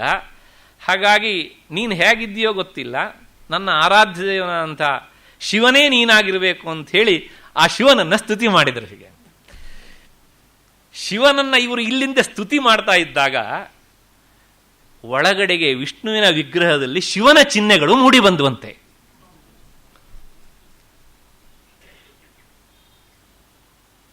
ನಾನು ಹೇಳ್ತಾ ಇರುವಂಥ ವಿಚಾರ ಕೇವಲ ಕಟ್ಟುಕಥೆಗಳಲ್ಲ, ಒಬ್ಬ IAS ಅಧಿಕಾರಿಗಳು ಇದನ್ನು ಉಲ್ಲೇಖ ಮಾಡ್ತಾರೆ. ಆಗ ಒಳಗೆ ಇದ್ದಂಥವರು ನೋಡಿ, ಆ ರಂಗನಾಥನ ವಿಗ್ರಹವನ್ನು ನೋಡಿ ಹೊರಕ್ಕೆ ಬಂದು, ಯಾರೋ ಮಹಾನುಭಾವರು ಇರಬೇಕು ಅಂಥೇಳಿ ಅವ್ರನ್ನ ಒಳಗೆ ಕರ್ಕೊಂಡು ಹೋದಾಗ ಆಗ ರಂಗನಾಥನನ್ನ ಸ್ತುತಿ ಮಾಡ್ತಾರೆ. ಅವರು ಏನು ಹೇಳಿದ್ರು ಕೇಳಿದ್ರೆ, ಇದಂಚ ರಂಗಂ ತ್ಯಜತಾಮಿಹಾಂಗಂ ನವಿದ್ಯತೆಂಗಂ ಯದಿ ವಸ್ತುಚಾಂಗಂ ಪಾಣೌ ರಥಾಂಗಂ ಶಯನೇ ಭುಜಂಗಂ ಯಾನೇ ವಿಹಂಗಂ ಚರಣೇ ಚ ಗಾಂಗಂ. ವಿಷ್ಣುವನ್ನು ಕುರಿತು ಸ್ತುತಿ ಮಾಡಿತು. ಈ ಪ್ರಾಸ, ಈ ಶಬ್ದ ಸೌಷ್ಠವ ಎಷ್ಟು ಸುಂದರವಾಗಿದೆ ನೋಡಿ. ಮತ್ತಷ್ಟೇ ಅಲ್ಲ, ಅದರಲ್ಲಿ ಎಂಥ ಒಂದು ವೇದಾಂತ ಉಂಟು. ಇದಂಚ ರಂಗಂ ತ್ಯಜತಾಂ ಇಹಾಂಗಂ. ಹೇಳಿದ್ದೇನೆ ಕೇಳಿದರೆ, ಇಹ ಅಂದರೆ ಈ ಸ್ಥಳದಲ್ಲಿ, ಅಂಗ ಅಂದರೆ ಶರೀರ ಅಂತ ಅರ್ಥ. ಇದನ್ನು ಬಿಡುವವರಿಗೆ ಇದಂಚ ರಂಗಂ ಅಂದರೆ ನಿನ್ನ ಸಾನ್ನಿಧ್ಯದಲ್ಲಿ ದೇಹ ಬಿಡುವವರಿಗೆ ಇದೊಂದು ವೇದಿಕೆ ಆಗಲಪ್ಪ. ಅಂದರೆ ನಿನ್ನನ್ನು ನೋಡ್ತಾ ನೋಡ್ತಾ ದೇಹ ಬಿಡುವಂಥ ಭಾಗ್ಯ ನನಗೆ ಬರಲಪ್ಪ. ಒಬ್ಬ ವಿಷ್ಣು ದ್ವೇಷಿಯಾದ ಪಕ್ಷದಲ್ಲಿ ಈ ಮಾತನ್ನು ಹೇಳಲಿಕ್ಕೆ ಸಾಧ್ಯ ಉಂಟ? ಮತ್ತಷ್ಟೇ ಅಲ್ಲ, ನವಿದ್ಯತೆಯಂಗಂ ಯದಿ ವಾಸ್ತುಚಾಂಗಂ ಪಾಣೋ ರಥಾಂಗಂ. ನೀನು ಹೇಗಿದ್ದೆ ಕೇಳಿದರೆ ರಥಾಂಗ, ರಥ ಅಂದರೆ ರಥ, ಅದರ ಅಂಗ ಅಂದರೆ ರಥದ ಚಕ್ರ. ನೀನು ಕೈಯಲ್ಲಿ ಏನು ಹಿಡಿದಿದ್ದೀಯೇ? ಚಕ್ರವನ್ನು ಹಿಡಿದಿದ್ದೀಯೇ. ಮತ್ತಷ್ಟೇ ಅಲ್ಲ, ಶಯನೇ ಭುಜಂಗಂ, ನಿನ್ನ ಹಾಸಿಗೆ ಆ ಆದಿಶೇಷ. ಮತ್ತೆ ಯಾನೇ ವಿಹಂಗಂ, ಗರುಡ ನಿನ್ನ ವಾಹನ. ಚರಣೇಚ ಗಂಗಂ, ನಿನ್ನ ಚರಣದಲ್ಲಿ ಗಂಗೆ ಹರಿತಾ ಇದ್ದಾಳೆ. ಎಷ್ಟು ಸುಂದರವಾದಂತಹ ಶಬ್ದ ಜೋಡಣೆ! ಅಂದರೆ ಅವರ ಈ ಅನುಪಮವಾದಂಥ ಪಾಂಡಿತ್ಯವೇ ಅವರಿಗೆ ತುಂಬ ಜನ ದ್ವೇಷಗಳನ್ನು ಹುಟ್ಟಿಸಿ ಹಾಕ್ತು ಅಂತ ಕಾಣುತ್ತೆ. ಹೀಗೆ ಇಂತಹ ಅಪಯ ದೀಕ್ಷಿತರು ಅಲ್ಲಿ ವಿಷ್ಣುವನ್ನು ಹೀಗೆ ಸ್ತುತಿ ಮಾಡಿದರು. ಮತ್ತೆ ಅವರು ಮುಂದೆ ಚಿದಂಬರಂ ಕ್ಷೇತ್ರಕ್ಕೆ ಹೋಗ್ತಾರೆ. ಅಲ್ಲಿ ಹೋದಾಗ ಶಿವನನ್ನು ಸ್ತುತಿ ಮಾಡ್ತಾರೆ. ಈ ಶ್ಲೋಕವನ್ನು ನಾವು ಒಮ್ಮೆ ಮನಗಾಣಬೇಕು. ಅವರ ಪಾಂಡಿತ್ಯ ಹೇಗಿತ್ತು ಅನ್ನೋದಕ್ಕೆ. ಶಿವನನ್ನು ಕುರಿತು ಅಲ್ಲಿ ನಟರಾಜ ಅವನನ್ನು ಸ್ತುತಿ ಮಾಡಿದ್ದು. ಕೇವಲ ನಟರಾಜ ಅಲ್ಲ, ಒಂದೇ ಗುಡಿಯಲ್ಲಿ ಅಲ್ಲಿ ನಟರಾಜನೂ ಇದ್ದಾನೆ ಮತ್ತು ಪುನಃ ಗೋವಿಂದನೂ ಇದ್ದಾನೆ. ಮೊದಲು ಶಿವನನ್ನ ಸ್ತುತಿ ಮಾಡ್ತಾರೆ, ಅದಾದ್ಮೇಲೆ ಇಬ್ಬರನ್ನು ಸೇರಿಸಿಕೊಂಡು ಸ್ತುತಿ ಮಾಡ್ತಾರೆ ಒಂದೇ ಶ್ಲೋಕದಲ್ಲಿ. ಅವರು ಶಿವನನ್ನ ಸ್ತುತಿ ಮಾಡಿದ್ದು ಹೇಗೆ ಅಂದರೆ, ಸಂಪತ್ತೇ ಅವಟಂ ಕುಟೀಕೃತವಟಂ ವಿಶ್ವಾವನೇ ಲಂಪಟಂ ದಿಕ್ಕಲ್ಯಾಣಪಟಂ ಸರಿತ್ಪದಸಟಂ ಶಾಂತಿಸ್ರವಂತೀ ತಟಂ ಧೀರಾತ್ಮ ಪ್ರಕಟಂ ಧನಂಜಯ ಭಟಂ ಗೌರಪ್ರಥಾ ಕಂಕಟಂ ಚಿನ್ಮಾಧುರ್ಯ ಘಟಂ ಚಿದಂಬರ ನಟಂ ಪಶ್ಯಾಮಿ ಅಪರ್ಣಾವಿಟಂ. ಸಂಪತ್ತೇಹೇ ಅವಟಂ. ನೀನು ಎಂಥವನಪ್ಪ ಅಂತ ಕೇಳಿದರೆ, ಸಂಪತ್ತಿನ ಬಾವಿ ನೀನು. ಬಾವಿಯಲ್ಲಿ ಹೇಗೆ ನೀರು ಎಷ್ಟು ತೆಗೆದ್ರೂ ಖರ್ಚಾಗೋದಿಲ್ವೋ ಹಾಗೆ ನೀನು ಕೊಡುವ ಸಂಪತ್ತು ಖರ್ಚಾಗದೇ ಇರುವ ಸಂಪತ್ತು ಅಂತ. ಮತ್ತೆ ಕುಟೀಕೃತ ವಟಂ, ನೀನು ವಟವೃಕ್ಷದಲ್ಲಿ ವಾಸ ಮಾಡಿದವನು. ಅಲ್ಲಿ ತ್ರಿಮೂರ್ತಿಗಳ ಸಾನ್ನಿಧ್ಯವು ಉಂಟು ಎನ್ನುವಂತಹ ಪ್ರಸಿದ್ಧಿ ಉಂಟು. ಹಾಗಾಗಿ ಕುಟೀಕೃತ ವಟಂ. ಮತ್ತೆ ವಿಶ್ವಾವನೇ ಲಂಪಟಂ, ಈ ಜಗತ್ತಿನ ರಕ್ಷಣೆಗೋಸ್ಕರ ನೀನು ಕಟಿಬದ್ಧನಾಗಿ ನಿಂತವನು. ಆ ಪ್ರಾಸ ಎಲ್ಲ ಗಮನಿಸ್ತಾ ಹೋಗಿ ಹಾಗೆ ಅಂತ. ಮತ್ತೆ ದಿಕ್ಕಲ್ಯಾಣ ಪಟಂ, ನಿನ್ನ ಬಟ್ಟೆ ಎಂಥದ್ದು ಕೇಳಿದರೆ ದಿಕ್ಕುಗಳೇ ಸಾಮಾನ್ಯವಾಗಿ ನಾವು ದಿಗಂಬರ ಅಂತೇವೆ, ಹೆಚ್ಚು ಪ್ರಸಿದ್ಧ ಅಂತ ಶಬ್ದ. ಆದರೆ ದೀಕ್ಷಿತರು ಹೇಳ್ತಾರೆ ದಿಕ್ಕಲ್ಯಾಣ ಪಟಂ. ಮತ್ತೆ ಸರಿತ್ ಪದ ಸಟಂ. ಸಟ ಅಂದರೆ ಕೂದಲು, ಜಟೆ ಅಂತ ಅರ್ಥ. ಸರಿತ್ ಪದ ಅಂದರೆ ಗಂಗಾ ನದಿ. ನೀನು ನಿನ್ನ ಜಟೆಯಲ್ಲಿ ಗಂಗೆಯನ್ನ ಧಾರಣೆ ಮಾಡಿದವನು. ಮತ್ತೆ ಶಾಂತಿ ಸ್ರವಂತೀ ತಟಂ. ಅಷ್ಟೇ ಅಲ್ಲ, ನಿನ್ನನ್ನು ನೋಡಿಬಿಟ್ರೆ ಜೀವನದ ಎಲ್ಲ ಶಾಂತಿಯೂ ಸಹ ಅದು ಸ್ರವಂತೀ ತಟಂ, ಪ್ರಪಾತಕ್ಕೆ ಬಂದು ಧುಮುಕಿದ ಹಾಗೆ ಆ ಶಾಂತಿ ಎನ್ನುವಂಥದ್ದು ಸದಾ ನಮಗೆ ಸಿಗ್ತಾ ಇರುತ್ತೆ. ಅಷ್ಟೇ ಅಲ್ಲ, ಧೀರಾತ್ಮ ಪ್ರಕಟಂ, ನೀನು ಶಾಂತಿಯನ್ನು ಕೊಡುವವನೂ ಹೌದು, ಅಂದ ಮಾತ್ರಕ್ಕೆ ನೀನು ಹೇಳಿಯಲ್ಲ. ಧೀರಾತ್ಮ ಪ್ರಕಟಂ. ಮತ್ತೆ ಧನಂಜಯ ಭಟಂ. ಧನಂಜಯ ಅಂದರೆ ಅರ್ಜುನ, ಅವನಿಗೆ ನೀನು ಭಟನಾಗಿದ್ದೆ. ಭಟನಾಗಿದ್ದೆ ಅಂದರೆ ಆ ಪಾಶುಪತಾಸ್ತ್ರವನ್ನು ಕೊಡುವಂಥ ಇಂದ್ರಕೀಲದ ಸಂದರ್ಭವನ್ನು ಇಟ್ಕೊಂಡು ಅವನು ಕೇಳಿದ್ದು ಕೊಟ್ಟಿಲ್ಲ. ನೀನು ಕೇಳಿದ್ದು ಕೊಟ್ಟೆ ಅಂದ್ರೇನು, ಅವನು ಹೇಳಿದ್ದನ್ನು ಮಾಡುವವನು ಅಂತ. ಹಾಗಾಗಿ ಧನಂಜಯ ಭಟಂ. ಮತ್ತೆ ಗೌರಪ್ರಥಾ ಕಂಕಟಂ, ನಿನ್ನ ವರ್ಣ ಹೇಗುಂಟು, ಬಣ್ಣ ಹೇಗುಂಟು ಕೇಳಿದರೆ ಗೌರಪ್ರಥಾ, ಅಷ್ಟು ಶುಭ್ರವಾಗಿದ್ದೀಯ ನೀನು. ಇಂತಹ ನೀನು ಚಿನ್ಮಾಧುರ್ಯ ಘಟಂ. ಚಿತ್ ಅಂದರೆ ಜ್ಞಾನ ಅಂತ ಅರ್ಥ. ಆ ಜ್ಞಾನಾನಂದದ ಘಟ ನೀನು ಮಡಕೆಯಾಗಿದ್ದೀಯೇ. ಮತ್ತಷ್ಟೇ ಅಲ್ಲ, ಚಿದಂಬರ ನಟಂ, ಈ ಚಿದಂಬರ ಕ್ಷೇತ್ರದಲ್ಲಿ ನಟರಾಜ ಅಂತ ಕರೆಸ್ಕೊಂಡಿದ್ದೀಯೇ. ಮತ್ತೆ ಇಂಥ ನಿನ್ನನ್ನು ನಾನು ನೋಡ್ತೇನೆ. ಏನಾಗಿ ಕೇಳಿದ್ರೆ ಪಶ್ಯಾಮಿ ಅಪರ್ಣಾ ವಿಟಂ, ಆ ಪಾರ್ವತಿಯ ಪತಿಯಾಗಿದ್ದೀಯ ನೀನು. ಆ ಶಬ್ದ ಜೋಡಣೆ ನಾವು ಗಮನಿಸಬೇಕು. ಸಾಮಾನ್ಯವಾಗಿ ಅಲಂಕಾರಿಕರಿಂದಲೂ ಸಹ ಇಂಥ ಶ್ಲೋಕ ರಚನೆ ಮಾಡಲಿಕ್ಕೆ ಆಗೋದಿಲ್ಲ. ಆದರೆ ಅಪ್ಪಯ್ಯ ದೀಕ್ಷಿತರಿಗೆ ಇದೆಲ್ಲ ತೀರಾ ಸಾಮಾನ್ಯ. ಹೀಗೆ ಅವರ ಆ ಪಾಂಡಿತ್ಯ ಅದ್ಭುತವಾಗಿತ್ತು. ಹಾಗೆ ಮುಂದುವರೆದು ಅಲ್ಲೇನೆ ಆ ಗೋವಿಂದನನ್ನು ಮತ್ತು ನಟರಾಜನನ್ನು ಇಬ್ಬರನ್ನು ಸೇರಿಸಿಕೊಂಡು ಒಂದೇ ಶ್ಲೋಕದಲ್ಲಿ ಸ್ತುತಿ ಮಾಡ್ತಾರೆ. ನಾವು ಇದನ್ನು ಗಮನಿಸಬೇಕು. ಏನು ಅಂದರೆ ಮಾರಮಣ ಮುಮಾರಮಣಂ, ಮಾರಮಣ, ಮಾ ಅಂದ್ರೆ ಲಕ್ಷ್ಮಿ, ಆಕೆಯ ರಮಣ, ಮತ್ತೆ ಉಮಾರಮಣಂ, ಮಾರಮಣ ಮುಮಾರಮಣಂ, ಫಣಿಧರ ತಲ್ಪಂ ಪಣಾಧರ ಕಲ್ಪಂ. ಫಣಿಧರ ತಲ್ಪ, ಆದಿಶೇಷನನ್ನೇ ಹಾಸಿಗೆಯಾಗಿ ಮಾಡಿಕೊಂಡವನು ವಿಷ್ಣು, ಅವನನ್ನು ಕತ್ತಿಗೆ ಹಾಕ್ಕೊಂಡವನು ಶಿವ. ಮತ್ತೆ ಮುರಮಥನಂ ಪುರಮಥನಂ, ಮುರ ಎನ್ನುವಂಥ ರಾಕ್ಷಸನನ್ನು ಸಂಹರಿಸಿದವನು ವಿಷ್ಣು. ಮತ್ತೆ ಪುರಮಥನ ತ್ರಿಪುರಾರಿ ಶಿವ. ಒಂದೇ ಬಾಣಾರಿ ಮಸಮ ಬಾಣಾರಿಂ. ಬಾಣಾರಿ, ಬಾಣಾರಿ ಅಂದರೆ ಆ ಬಾಣಾಸುರನನ್ನು ಸಾಯಿಸಿದವನು ವಿಷ್ಣು. ಬಾಣಾಸುರ ಯಾರು? ಬಾಣಾಸುರ ಅಂದರೆ ಹಿರಣ್ಯಕಶಿಪುವಿನ ಮಗ ಪ್ರಹ್ಲಾದ, ಪ್ರಹ್ಲಾದನ ಮಗ ವಿರೋಚನ, ವಿರೋಚನನ ಮಗ ಬಲಿಚಕ್ರವರ್ತಿ, ಬಲಿಚಕ್ರವರ್ತಿಯ ಮಗ ಬಾಣಾಸುರ. ಆ ಬಾಣಾಸುರನನ್ನ ಕೃಷ್ಣನಾಗಿ ಆತ ಸಂಹಾರ ಮಾಡಿದ. ಹಾಗಾಗಿ ಬಾಣಾರಿ ಅಂದರೆ ವಿಷ್ಣು. ಸಂಹಾರ ಮಾಡಿದ ಅಂದರೆ ಆ ಪರಂಪರೆ ಮೇಲೆ, ಆ ಕುಟುಂಬದ ಮೇಲೆ ದ್ವೇಷ ಅಂತಲ್ಲ. ಯಾಕೆಂದರೆ ನಾವು ಒಂದು ಗಮನಿಸಬೇಕು, ಹಿರಣ್ಯಕಶಿಪುವನ್ನ ನರಸಿಂಹನಾಗಿ ಸಾಯಿಸಿದ, ಅದೇ ಅವತಾರದ ಮೂಲಕ ಪ್ರಹ್ಲಾದನನ್ನು ಅನುಗ್ರಹಿಸಿದ. ಮತ್ತೆ ಅದೇ ಪರಂಪರೆಯಲ್ಲಿ ಪ್ರಹ್ಲಾದನ ಮೊಮ್ಮಗ ಬಲಿಚಕ್ರವರ್ತಿ ಅವನಿಗೋಸ್ಕರ ತ್ರಿವಿಕ್ರಮ ಅವತಾರವನ್ನು ತಾಳಿದ. ಮತ್ತೆ ಬಾಣಾಸುರನ ಮುಗಿಸಿದ. ಬಾಣಾಸುರನ ಮಗಳಾದಂಥ ಉಷೆಯನ್ನ ತನ್ನ ಮೊಮ್ಮಗನಾದಂಥ ಅನಿರುದ್ಧನಿಗೆ ಕೊಡಿಸಿ ಮದುವೆ ಮಾಡಿಸಿದ ಕೃಷ್ಣ. ಹಾಗಾಗಿ ಈ ಜಗನ್ನಾಟಕದಲ್ಲಿ ಇವೆಲ್ಲವೂ ಸಾಧ್ಯ. ಹಾಗಾಗಿ ಕೇವಲ ಒಂದು ಮುಖದಿಂದ ನಾವು ನೋಡಲಿಕ್ಕೆ ಆಗೋದಿಲ್ಲ. ಸಂದರ್ಭ ಬಂದಿದ್ದಕ್ಕೆ ಹೇಳಿದ ಇದನ್ನು. ಬಾಣಾರಿ ಅಂದರೆ ವಿಷ್ಣು.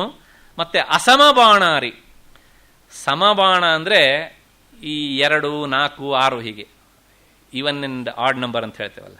ಅಸಮ ಬಾಣಾರಿ ಅಂದರೆ ಸಮನಾದ ಬಾಣಗಳು ಇಲ್ಲದೆ ಇರುವವನು, ಅಂದರೆ ಮನ್ಮಥ, ಪಂಚಬಾಣ ಅಂತ.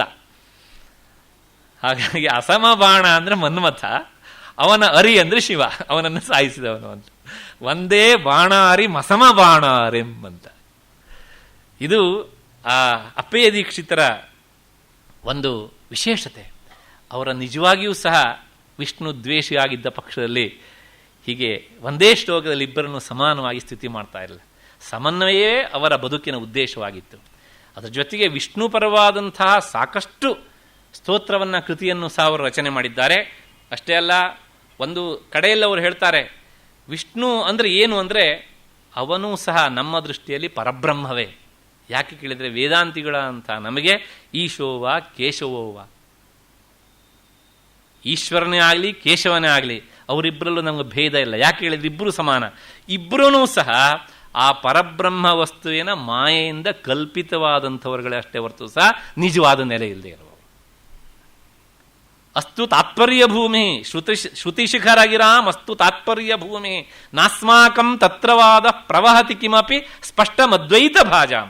ನಾವು ಹೇಳಿ ಕೇಳಿ ಅದ್ವೈತಿಗಳಾದ್ರಿಂದ ನಮಗೆ ಶಂಕರನ ರೂಪ ಇಷ್ಟ, ಶಿವನ ರೂಪ ಇಷ್ಟ ಅಲ್ಲ ವಿಷ್ಣುವಿನ ರೂಪ ಇಷ್ಟ ಅಲ್ಲ ಎನ್ನುವಂತಹದ್ದು ಇಲ್ಲ. ಯಾಕೆ? ಕಲ್ಪಿತ ಭೇದಗಳು ಅಂತ ಆದ್ಮೇಲೆ ಇದು ಇಷ್ಟ ಅದು ಇಷ್ಟ ಅಲ್ಲ ಅಂದ್ರೆ ಏನ್ರಿ? ಮತ್ತೆ ಎರಡೂ ಒಂದೇ. ಹಗ್ಗದಲ್ಲಿ ಕಾಣ್ತಾ ಇರುವಂತಹ ಹಾವಿನ ಹೆಡೆ ನನಗೆ ಇಷ್ಟ ಆಗೋಲ್ಲ, ಬಾಲ ಇಷ್ಟ ಆಗುತ್ತೆ ಅಂದ್ರೆ ಅದಕ್ಕೇನು ಅರ್ಥ ಇಲ್ಲ ಆ ಮಾತಿಗೆ. ಮತ್ತೆ ವಿಷ್ಣು ಪರಬ್ರಹ್ಮಕೋಟಿ ಇತ್ಯೇವ ಅಸ್ಮಾಕಂ ರಾಧಾಂತಹ, ಆತನೂ ಸಹ ಪರಬ್ರಹ್ಮ. ಯಾಕೆಂದ್ರೆ ಈ ತೋರ್ತಾ ಇರುವಂತಹ ವಿಷ್ಣುವಿಗೆ ಮೂಲ ರೂಪ ಪರಬ್ರಹ್ಮ ವಸ್ತುವೇ ಆದ್ರಿಂದ ಅದನ್ನು ಬಿಟ್ಟು ಅವನೂ ಇಲ್ಲ. ಆದ್ರಿಂದ ವಿಷ್ಣು ಸಹ ಪರಬ್ರಹ್ಮವೇ ಎನ್ನುವಂತಹದ್ದು. ಅಂದ್ರೆ ಯಾಕೆ ಹೇಳಿದೆ, ವೈಷ್ಣವ ಪರವಾಗಿ ಅವರು ಹೇಳಿದಂತಹ ಮಾತುಗಳು. ಮತ್ತೆ ಆ ವಿಷ್ಣು ಪರವಾಗಿ ಅವರು ರಚನೆ ಮಾಡಿದಂತಹ ಕಂಚಿಯ ವರದರಾಜನನ್ನ ಕುರಿತು ವರದರಾಜ ಸ್ತುತಿ ಅಂತಲೇ ಅವರು ಸ್ತೋತ್ರವನ್ನು ಒಂದು ಕಾವ್ಯವನ್ನು ರಚನೆ ಮಾಡಿಬಿಟ್ಟಿದ್ದಾರೆ. ಮತ್ತೆ ತಮ್ಮ ಕುವಲಯಾನಂದ ಗ್ರಂಥ ಅಲಂಕಾರಶಾಸ್ತ್ರ, ಈಗ ತಾನೇ ನಾನು ಹೇಳಿದೆ, ಅಲ್ಲಿ ಪ್ರಾರಂಭದಲ್ಲಿ ಸ್ತುತಿ ಮಾಡೋದು ಹೇಗೆ ಕೇಳಿದರೆ, ದಿಶತು ಶಾಶ್ವತಿಕಂ ಮುಕುಂದ, ನನಗೆ ಆ ಶಾಶ್ವತವಾದಂತಹ ಶ್ರೇಯಸ್ಸನ್ನು ಉಂಟು ಮಾಡಲಿ. ಯಾರು ಅಂದರೆ ಮುಕುಂದ. ಮುಕುಂದ ಅಂದರೆ ಯಾರು? ಮುಕುಂ ದದಾತೀತಿ ಮುಕುಂದ, ಕೃಷ್ಣ. ಇದು ಮೂರನೆಯ ಉದಾಹರಣೆ. ಮತ್ತೆ ಅಷ್ಟೇ ಅಲ್ಲ, ಕೃಷ್ಣ ಧ್ಯಾನ ಪದ್ಧತಿ ಅಂತ ಒಂದು ಗ್ರಂಥ ಬರೆದಿದ್ದಾರೆ ಅವರು. ಕೃಷ್ಣನನ್ನು ಹೇಗೆ ಚಿಂತನೆ ಮಾಡಬೇಕು ಅಂತ. ಒಬ್ಬ ವಿಷ್ಣು ದ್ವೇಷಿ ಆದವನು ಇಂಥ ಕೃತಿಗಳನ್ನು ಬರೆಯೋದಕ್ಕೆ ಸಾಧ್ಯವಾ? ಇದು 4ನೆಯ ಉದಾಹರಣೆ. 5ನೇ ಉದಾಹರಣೆ ನಿಮಗೆ ಗೊತ್ತಿರಬೇಕು. ಏನು ಅಂದರೆ, ವೇದಾಂತ ದೇಶಿಕರು ಎನ್ನುವಂಥ ಮಹಾ ವೈಷ್ಣವರು, ಅವರು ಯಾದವಾಭ್ಯುದಯ ಎನ್ನುವಂಥ ಗ್ರಂಥವನ್ನು ಬರೆದಿದ್ದಾರೆ. ಆ ಗ್ರಂಥಕ್ಕೆ ಸರಿಯಾದಂಥ ವ್ಯಾಖ್ಯಾನ ಇಲ್ಲದೆ ಅದೊಂದು ಕೊರತೆಯಾಗಿ ಬಿದ್ದಿತ್ತು. ಅದನ್ನು ನೋಡಿದಾಗ ರಾಜ ಚಿನ್ನಬೊಮ್ಮ ಹೇಳಿದ್ನಂತೆ, ಇದಕ್ಕೇನಾದರೂ ವ್ಯಾಖ್ಯಾನ ಮಾಡೋದಾದರೆ ಅಪ್ಪಯ್ಯ ದೀಕ್ಷಿತರು ಮಾತ್ರ ಸಮರ್ಥರು ಅಂತೇಳಿ. ಆ ಯಾದವಾಭ್ಯುದಯಕ್ಕೆ ಬರೆದವರು ಅವರು ದೇಶಿಕೇಂದ್ರರು, ವೈಷ್ಣವರು, ಶ್ರೀ ವೈಷ್ಣವರು. ಅದಕ್ಕೆ ವ್ಯಾಖ್ಯಾನ ಮಾಡಿದವರು ಅಪ್ಪಯ್ಯ ದೀಕ್ಷಿತರು. ಅಂದರೆ ಅಪ್ಪಯ್ಯ ದೀಕ್ಷಿತರಿಗೆ ವಿಷ್ಣುವಿನ ಬಗ್ಗೆ ಎಳ್ಳಷ್ಟು ಬೇಸರ ಇರಲಿಲ್ಲ. ಮತ್ತೆ ಇಷ್ಟಕ್ಕೆ ನಿಲ್ಲೋದಿಲ್ಲ. ಮತ್ತೆ ಇನ್ನೂ ಮುಂದುವರೆದು ಅವರು ವೇದಾಂತದ ಈ ಪ್ರಧಾನವಾದಂಥ 3 ಶಾಖೆಗಳು, ದ್ವೈತ, ಅದ್ವೈತ ಮತ್ತು ವಿಶಿಷ್ಟಾದ್ವೈತ, ಈ 3 ಶಾಖೆಗಳಲ್ಲೂ ಬಂದಂತಹ ಒಂದು ಅಧಿಕರಣ ತ್ರಯ ಸಾರ, ಅಧಿಕರಣ ಸಾರ ಸಂಗ್ರಹ ಎನ್ನುವಂತಹ ಗ್ರಂಥಗಳನ್ನು ಬರೆದಿದ್ದಾರೆ. ಅದರೊಳಗೆ ಆಚಾರ್ಯ ಮಧ್ವರು ಬರೆದಂಥ ಗ್ರಂಥದ ಸಾರವನ್ನು ಇಷ್ಟು ಅಂತ ತಿಳಿಸುವಂತಹದ್ದು ನ್ಯಾಯ ಮುಕ್ತಾವಳಿ. ಈಗ ತಾನೇ ರಾಮಸ್ವಾಮಿಗಳು ಹೇಳಿದ್ರು ಅದನ್ನು. ಮತ್ತೆ ರಾಮಾನುಜ ಪರಂಪರೆಯ ಕ್ರಮದಂತೆ ಹೀಗೆ ಅಂತ ಹೇಳುವಂತಹದ್ದು ನ್ಯಾಯ ಮಯೂಖಮಾಲ. ಮತ್ತೆ ಅದ್ವೈತ ಕ್ಷೇತ್ರಕ್ಕೆ ವಿಭಾಗಕ್ಕೆ ಸಂಬಂಧಪಟ್ಟಂತಹ ವಿಚಾರವನ್ನು ತಿಳಿಸುವಂತಹದ್ದು ನ್ಯಾಯಮಂಜರಿ ಎನ್ನುವಂಥ. ಒಬ್ಬ ಸಮನ್ವಯ ಮನೋಭೂಮಿಕೆ ಇಲ್ಲದೆ ಇರುವಂಥವನು ಹೀಗೆ 3 ಬರೆಯೋದಕ್ಕೆ ಸಾಧ್ಯನಾ ಹೇಳಿ ನೀವು? ಒಂದು ಪ್ರಶ್ನೆ ಕೇಳ್ತೇನೆ ನಾನು. ಅಪ್ಪಯ್ಯ ದೀಕ್ಷಿತರು ಖಟ್ಟ ಅದ್ವೈತಿಗಳಾಗಿ ಸಮನ್ವಯ ದೃಷ್ಟಿಯಿಂದ 3 ಶಾಖೆಗಳಿಗೂ ಸರಿಯಾದಂಥ ಇವ್ರು ಹೀಗೆ ಹೇಳ್ತಾರೆ, ಇವ್ರು ಹೀಗೆ ಹೇಳ್ತಾರೆ, ಇವ್ರು ಹೀಗೆ ಹೇಳ್ತಾರೆ ಅಂತ ತಿಳಿಸಿಕೊಟ್ರು. ಆದರೆ ಅಂದಿನಿಂದ ಇಂದಿನವರೆಗೆ ಯಾವ ಶ್ರೀ ವೈಷ್ಣವ, ಯಾವ ವೈಷ್ಣವ ಅದ್ವೈತ ಗ್ರಂಥವನ್ನು ಇಟ್ಟುಕೊಂಡು ಸಮನ್ವಯ ಮಾಡಿ ತೋರಿಸಿದ್ದಾರೆ ಹೇಳಿ ನೋಡೋಣ. ನಾನು ಪ್ರಾರಂಭದಲ್ಲಿ ಅದಕ್ಕೋಸ್ಕರ ಹೇಳಿದೆ, ಸಭೆಯಲ್ಲಿ ಹೇಳುವಂಥ ಮಾತಲ್ಲ, ಬೇಸರ ಆಗುತ್ತೆ ಅಂತ. ಆದರೂ ಅನಿವಾರ್ಯ, ಏನು ಮಾಡಲಿಕ್ಕೂ ಬರೋದಿಲ್ಲ.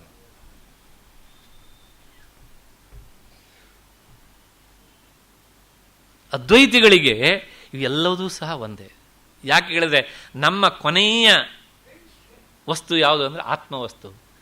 ಆ ಆತ್ಮವಸ್ತುವಿನ ಕಲ್ಪಿತವಾದಂಥ ಭೇದಗಳು ಇವು ಅಂತಾದಮೇಲೆ ಅದು ಯಾವುದೂ ಹೆಚ್ಚಲ್ಲ, ಯಾವುದೂ ಕಡಿಮೆ ಅಲ್ಲ. ಇಷ್ಟು ಹಿನ್ನೆಲೆಯಲ್ಲಿ ಮತ್ತೆ ಅಷ್ಟೇ ಅಲ್ಲ, ಈ ದ್ವೈತ, ವಿಶಿಷ್ಟಾದ್ವೈತ ಇದಕ್ಕೆ ಸಂಬಂಧಪಟ್ಟಂಥ ಖಂಡನೆಯನ್ನು ಮಾಡಿದ್ದಾರೆ ಅವರು. ಈ ಆಚಾರ್ಯರುಗಳು ಮಾಡಿದಂಥ ತಪ್ಪು ಅಂತ ಕಂಡಂಥ ವಿಚಾರವನ್ನು ಖಂಡನೆ ಮಾಡೋದ್ರಲ್ಲಿ ಹಿಂದೆ ಮುಂದೆ ನೋಡಲಿಲ್ಲ ಅವರು.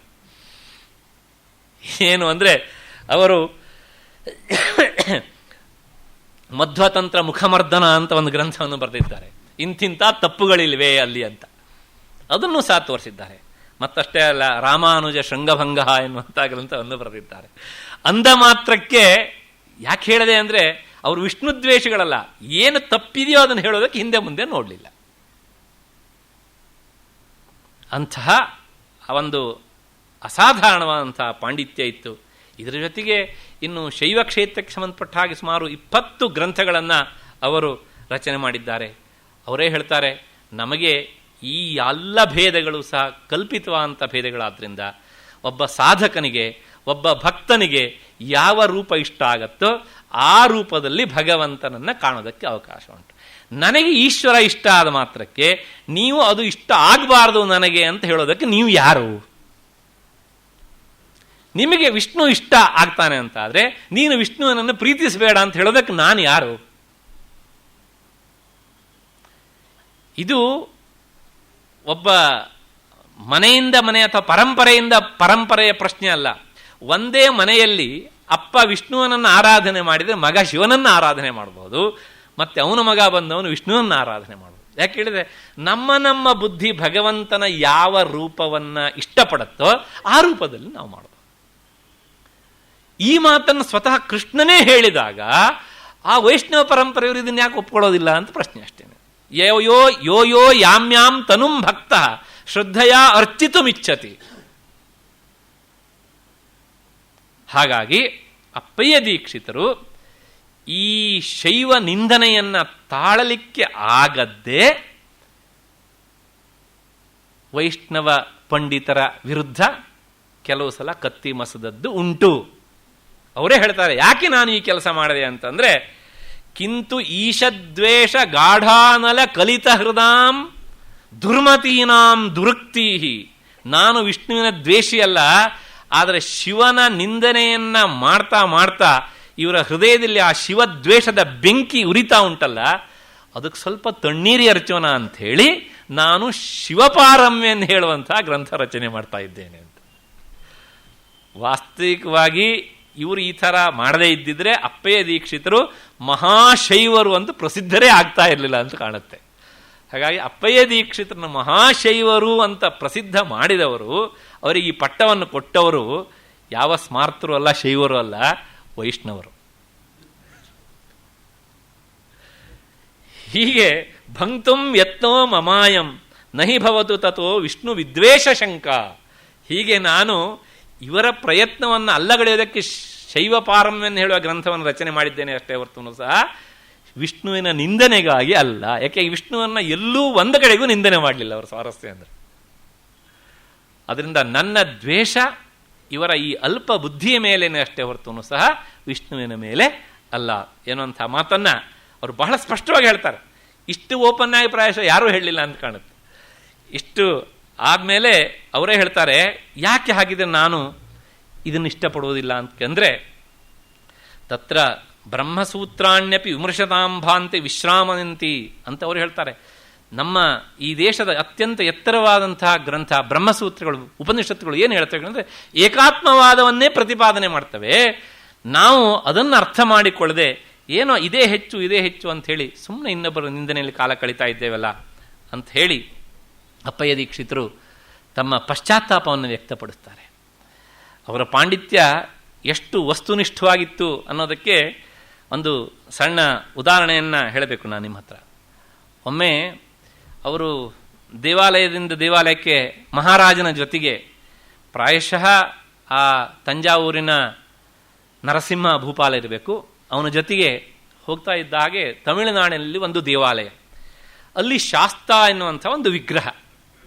ಶಾಸ್ತ ಅಂದರೆ ಪ್ರಾಯಶಃ ಗೊತ್ತಿರಬೇಕು, ಶಿವನಿಂದ ಆ ಮೋಹಿನಿ ರೂಪವನ್ನು ತಾಳಿದಂತಹ ವಿಷ್ಣುವಿನಲ್ಲಿ ಹುಟ್ಟಿದಂತಹ ಆಕಾರ ವಸ್ತು, ಅವನ ಸಂತತಿ ಅಂತ ಹೇಳೋಣ. ಇವತ್ತು ಬೇರೆ ಬೇರೆ ಹೆಸರುಗಳೆಲ್ಲ ಬಂದಿವೆ, ಏನೋ ಅಯ್ಯಪ್ಪ ಅಂತೆಲ್ಲ ಏನೇನೆಲ್ಲ ಹೇಳ್ತಾರೆ, ಆದರೆ ಮೂಲ ಅದಕ್ಕೆ ಶಾಸ್ತ ಎನ್ನುವಂತಹ ಹೆಸರಿಗೆ ಅಂತ.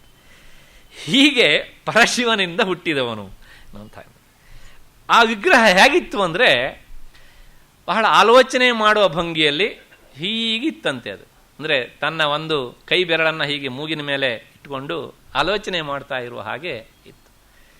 ರಾಜ ದೇವಾಲಯಕ್ಕೆ ಹೋಗಿ ನಮಸ್ಕಾರ ಮಾಡಿ ಹೊರಕ್ಕೆ ಬಂದಾದ್ಮೇಲೆ ಈ ವಿಗ್ರಹವನ್ನು ನೋಡಿ ಅಲ್ಲಿರುವವರ ಹತ್ರ ಕೇಳಿದನಂತೆ, ಏನು ಈ ವಿಗ್ರಹ ಬಹಳ ವಿಚಿತ್ರವಾಗಿ ಇದೆಯಲ್ಲ, ಇದಕ್ಕೆ ಏನು ಕಾರಣ ಅಂತ. ಹಾಗೆ ಅಲ್ಲಿನ ಒಬ್ಬರು ಹಿಂದಿನ ಒಂದು ಪರಂಪರೆಯಿಂದ ಬಂದಂಥ ಒಂದು ವಿಚಾರವನ್ನು ಹೇಳಿದರು ರಾಜನಿಗೆ ಅಂತ. ಏನು ಅಂದರೆ,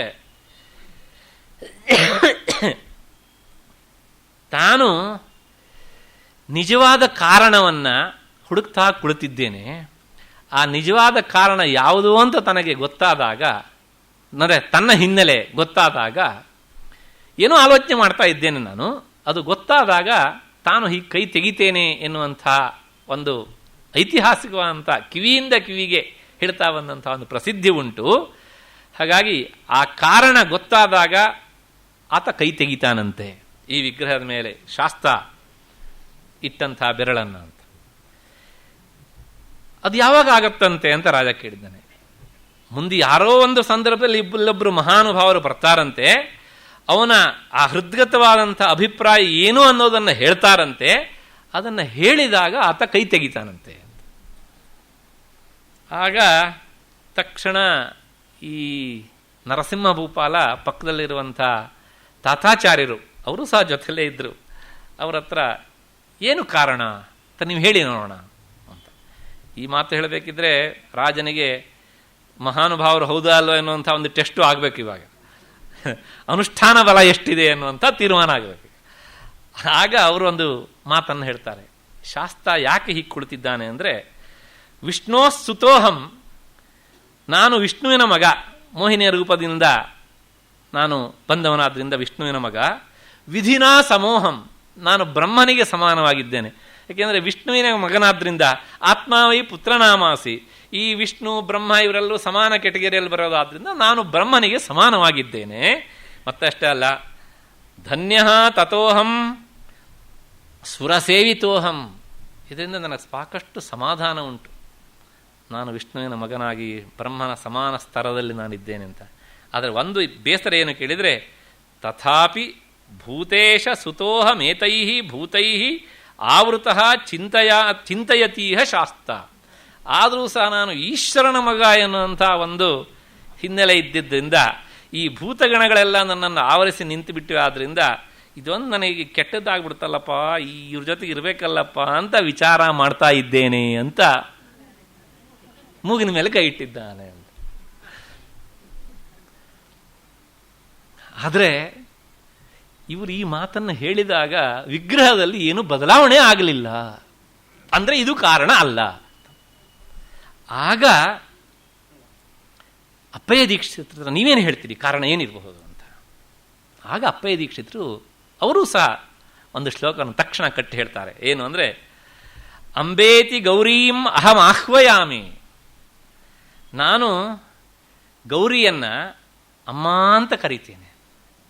ಯಾಕೆ ಕೇಳಿದರೆ ಮುಂದಿನ ಕಾರಣ, ಪತ್ನ್ಯ ಪಿತು ಮಾತರ ಏವ ಸರ್ವಾಹ, ತಂದೆಗೆ ಎಷ್ಟು ಜನ ಹೆಂಡತಿಯರು ಇದ್ರೂ ಸಹ ಯಾವ ಹೆಂಡತಿಯಲ್ಲಿ ಯಾವ ಮಗ ಹುಟ್ಟಿದ್ರೂ ಆ ಮಗನಿಗೆ ಎಲ್ಲರೂ ಸಹ ತಾಯಂದಿರೆ.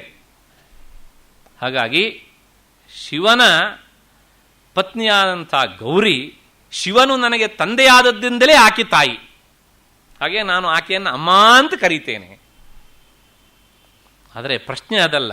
ಏನು ಕೇಳಿದ್ರೆ, ಕಥನ್ನು ಲಕ್ಷ್ಮೀಮಿತಿ ಚಿಂತಯಂತಂ, ಈಗ ಲಕ್ಷ್ಮಿಯನ್ನು ನಾನು ಏನಂತ ಕರಿಬೇಕು? ಚಿಕ್ಕಮ್ಮ ಅಂತ ಕರಿಬೇಕಿದ್ರೆ ತಾಯಿಯ ತಂಗಿ ಅಥವಾ ಅಕ್ಕ ಆದ್ರೆ ದೊಡ್ಡಮ್ಮ ಅಂತ ಕರಿಬೇಕು.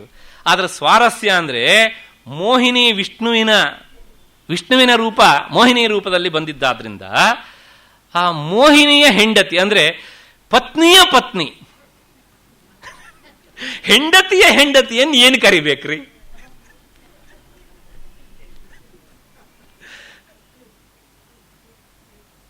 ವಿಷ್ಣು ಮೋಹಿನಿ ರೂಪವನ್ನು ತಾಳಿದ ಆಗ ಹುಟ್ಟಿದಾದ್ರಿಂದ ವಿಷ್ಣು ಏನಾದ? ತಾಯಿ ಆದ.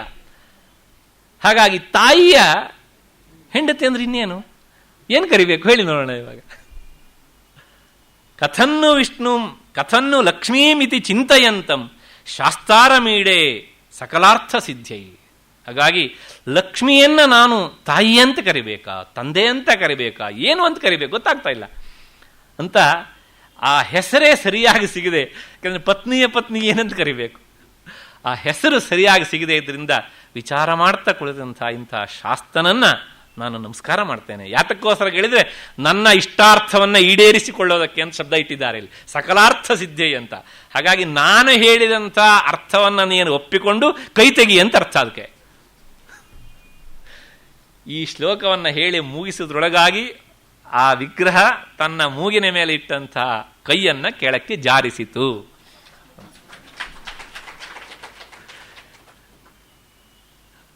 ಹೀಗೆ ಸಕಲಾರ್ಥ ಸಿದ್ಧಿ ಶಾಸ್ತಾರ ಮೀಡೆ ಅಂತ ಅವರು ಸ್ತುತಿ ಮಾಡಿದಾಗ ಮೊದಲೇ ಅಸೂಯೆ, ಇನ್ನು ಮತ್ತೆ ಪ್ರಶ್ನೆನೇ ಇಲ್ಲ.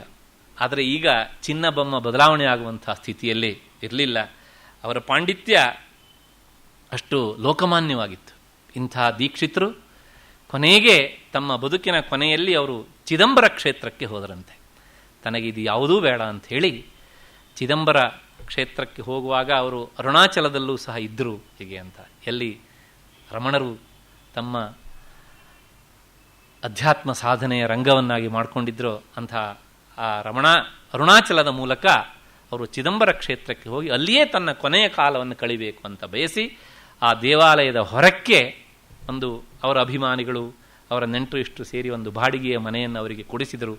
ಅಲ್ಲಿ ಅವರ ಆ ಕೊನೆಯ ಬದುಕಿನ ಕೊನೆಯ ಕಾಲದ ಸಾಧನೆ ಮುಂದುವರೆದಿತ್ತು. ಹೇಗೆ ಅಂದರೆ ಸೌಂದರ್ಯ ಲಹರಿಯಲ್ಲಿ ನಾವು ನೋಡ್ತೇವೆ ಮಹೀಂ ಮೂಲಾಧಾರೆ ಅಂತ. ಆ ಯೋಗಶಾಸ್ತ್ರದ ಅಧ್ಯಯನದ ಹಿನ್ನೆಲೆಯಲ್ಲಿ ಅದನ್ನು ಸಾಧನೆ ಮಾಡಿ ಅವರು ತಮ್ಮ ಕುಂಡಲಿನಿ ಶಕ್ತಿಯನ್ನು ಸುಷುಮ್ನಾರದ ಮೂಲಕ ಸಹಸ್ರಾರದಲ್ಲಿ ನಿಲ್ಲಿಸಿ ಎಷ್ಟೋ ಹೊತ್ತುಗಳ ಕಾಲ ಸಮಾಧಿ ಸ್ಥಿತಿಯಲ್ಲಿ ಇರ್ತಿದ್ರಂತೆ. ಪ್ರತಿದಿನವೂ ಸಹ ಚಿದಂಬರನ ದರ್ಶನವನ್ನು ಮಾಡ್ತಾ ಹೀಗೆ ಆ ಅಧ್ಯಾತ್ಮ ಚಿಂತನೆಯಲ್ಲಿ ಅವರು ತೊಡಗಿದ್ರು. ಇಂತಹ ಸಂದರ್ಭದಲ್ಲಿ ಅವರ ತಮ್ಮನ ಮಗ, ಅವರ ತಮ್ಮ ಅಚ್ಚಾನ್ ದೀಕ್ಷಿತರು, ನಾನು ಹೇಳಿದೆ ಹೀಗೆ ಅಂತ, ಅವರ ಮಗ ನೀಲಕಂಠ ದೀಕ್ಷಿತ ಅಂತ. ನೀಲಕಂಠ ವಿಜಯ ಚಂಪು ಅನ್ನುವಂತಹ ಗ್ರಂಥನಗಳಂಥ ಮಹಾಮೇಧಾವಿ ಆತ.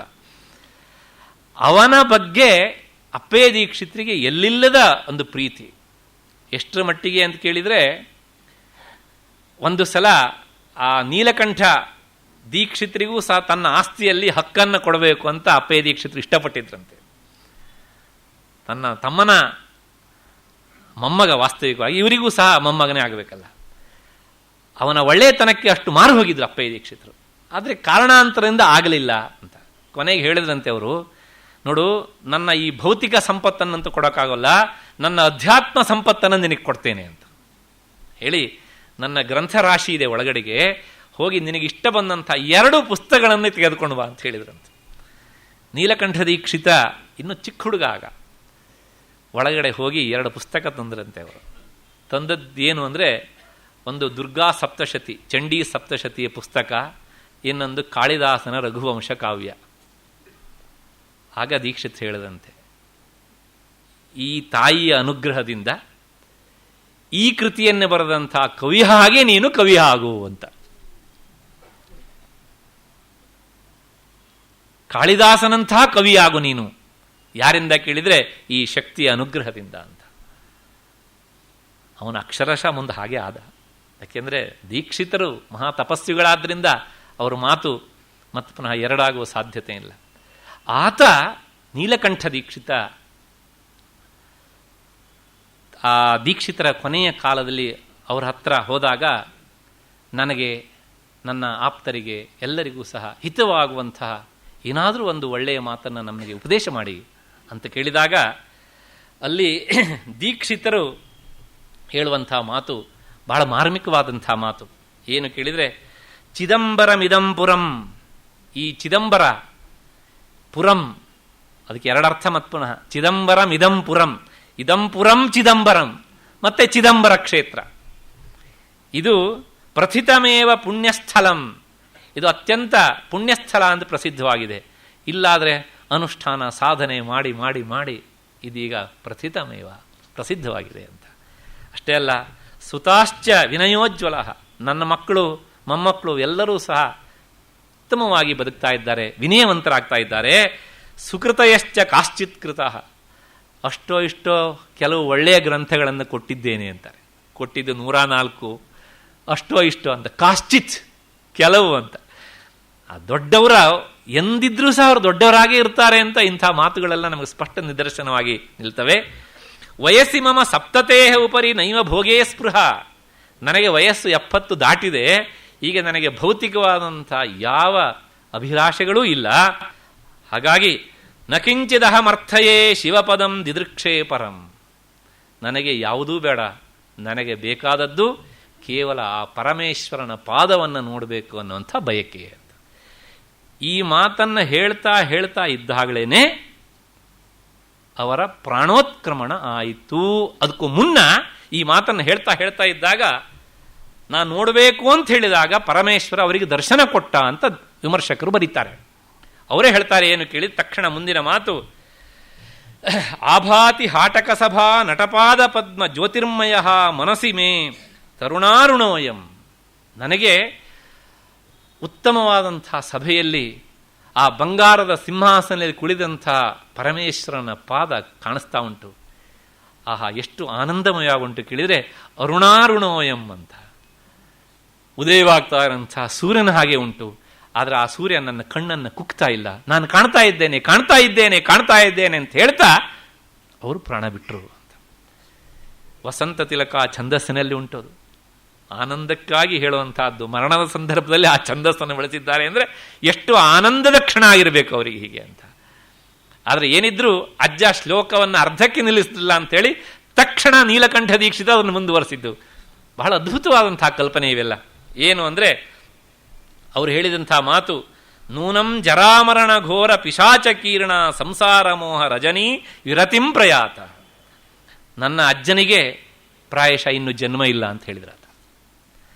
ಜರಾಮರಣ ಘೋರ ಪಿಶಾಚಕೀರ್ಣಂ, ಈ ಹುಟ್ಟು ಸಾವು ಎನ್ನುವಂತಹ ಘೋರ ಪಿಶಾಚಿಗಳು, ಅಂದರೆ ಪಿಶಾಚನ ಹಿಂಸೆ ಕೊಡುವಂತಹದ್ದು ಅಂತ, ಈ ಎಲ್ಲವುಗಳಿಂದ ತುಂಬಿದಂಥ ಸಂಸಾರ ಮೋಹ ರಜನಿ, ಸಂಸಾರ ಮೋಹ ಎನ್ನುವಂಥ ಕತ್ತಲು ವಿರತಿಂ ಪ್ರಯಾತ, ಅದು ನಾಶವಾಗಿ ಹೋಯಿತು. ನಮ್ಮಜ್ಜ ಸದಾ ಬೆಳಕನ್ನು ನೋಡ್ತಾ ನೋಡ್ತಾ ನೋಡ್ತಾ ಹೋದರು ಹೀಗೆ ಅಂತ ಹೇಳಿ ಆ ಶ್ಲೋಕವನ್ನು ನೀಲಕಂಠ ದೀಕ್ಷಿತರು ಪೂರ್ತಿ ಮಾಡಿದ್ರು ಹೀಗೆ ಅಂತ. ಅಂದರೆ ಆ ಅಪ್ಪಯ್ಯ ದೀಕ್ಷಿತರ ಆಶೀರ್ವಾದ ಅದು ಹೇಗೆ ಮುಂದುವರಿಯಿತು ಅಂದರೆ ಆ ಮರುಕ್ಷಣದಲ್ಲಿಯೇ ಅದು ಮುಂದುವರಿಲಿಕ್ಕೆ ಪ್ರಾರಂಭ ಆಯಿತು ಹೀಗೆ ಅಂತ. ಮುಂದೆ ನೀಲಕಂಠ ದೀಕ್ಷಿತರು ವಿಜಯನಗರ ಸಾಮ್ರಾಜ್ಯ ತಿರುಮಲ ನಾಯಕನ ಆಸ್ಥಾನದಲ್ಲಿ 40 ವರ್ಷಗಳ ಕಾಲ ಆಸ್ಥಾನ ಕವಿಗಳಾಗಿ ಅವರಿದ್ದರು. ಮತ್ತೆ ಮುಂದಿನ ಪರಂಪರೆ ತುದಿಯನ್ನು ಸಹ ನಾವು ನೋಡಿದ್ದೇವೆ. ಎಂಥ ಪರಂಪರೆ ಹೀಗೆ ಅಂತ. ಅಷ್ಟೇ ಅಲ್ಲ, ಇಲ್ಲಿ ಅಪ್ಪಯ್ಯ ದೀಕ್ಷಿತರು ದೇಹವನ್ನು ಬಿಟ್ಟಾಗ ಚಿದಂಬರ ಕ್ಷೇತ್ರದಲ್ಲಿ ದೇವಾಲಯದಲ್ಲಿ ಏನಾಯಿತು ಅಂದರೆ, ಪ್ರತಿದಿನವೂ ಇವರು ದೇವರ ದರ್ಶನಕ್ಕೆ ಹೋಗ್ತಿದ್ರಲ್ಲ, ಒಂದು ಅಪ್ಪಯ್ಯ ದೀಕ್ಷಿತರ ಒಂದು ಪ್ರತಿಬಿಂಬದ ರೂಪ ಹಾಗೇ ದೇವಾಲಯದ ಒಳಗೆ ಹೋಗ್ತಾ ಇತ್ತಂತೆ. ಅಲ್ಲಿನ ಅರ್ಚಕರು ದಿನವೂ ಅಪ್ಪಯ್ಯ ದೀಕ್ಷಿತರ ದರ್ಶನಕ್ಕೆ ಬರುವ ಹಾಗೆ ಇವತ್ತು ಬರ್ತಾ ಇದ್ದಾರೆ ಅಂಥೇಳಿ ನೀರಾಜನದ ಸಿದ್ಧತೆಯನ್ನು ಮಾಡ್ತಾ ಇದ್ದಾಗ ಆ ಆಕಾರ ದೇವಾಲಯದ 5 ಮೆಟ್ಟಲುಗಳನ್ನು ಸಹ ಪಂಚಾಕ್ಷರಿ ಮಂತ್ರದ ಸಂಕೇತವಾದಂಥ 5 ಮೆಟ್ಟಲುಗಳನ್ನು ಏರಿಕೊಂಡು ಬಂದು ಗರ್ಭಗೃಹದಲ್ಲಿ ಆ ಶಿವನ ವಿಗ್ರಹದಲ್ಲಿ ಲೀನವಾಯಿತು. ಇದು ಅಪ್ಪಯ್ಯ ದೀಕ್ಷಿತರು ಆ ಕೊನೆಯ ಸಂದರ್ಭ ಹೀಗಿತ್ತು ಎನ್ನುವಂಥ ಮಾತನ್ನು ಇತಿಹಾಸಕಾರರು ನಮಗೆ ಒದಗಿಸಿಕೊಡ್ತಾರೆ. ಇದು ಅಪ್ಪಯ್ಯ ದೀಕ್ಷಿತರು ಬಯಸಿದ್ದು, ಅವರು ಅದನ್ನು ಹಾಗೇನೆ ಪಡೆದರು. ಅಂದರೆ ಆ ಸಾಧನೆಯ ಪರಂಪರೆ ನಾವು ನೋಡ್ತಾ ಬಂದಿದ್ದೇವೆ, ಕೊನೆಯ ತಲೆಮಾರಿನವರಿಗೂ ನಾವು ನೋಡ್ತಾ ಇದ್ದೇವೆ ಹೇಗೆ ಅಂತ. ಶಿವನ ಅನುಗ್ರಹ ಇಲ್ಲದೆ ಇದ್ದರೆ ಅದಾಗ್ಲಿಕ್ಕೆ ಸಾಧ್ಯ ಇಲ್ಲ.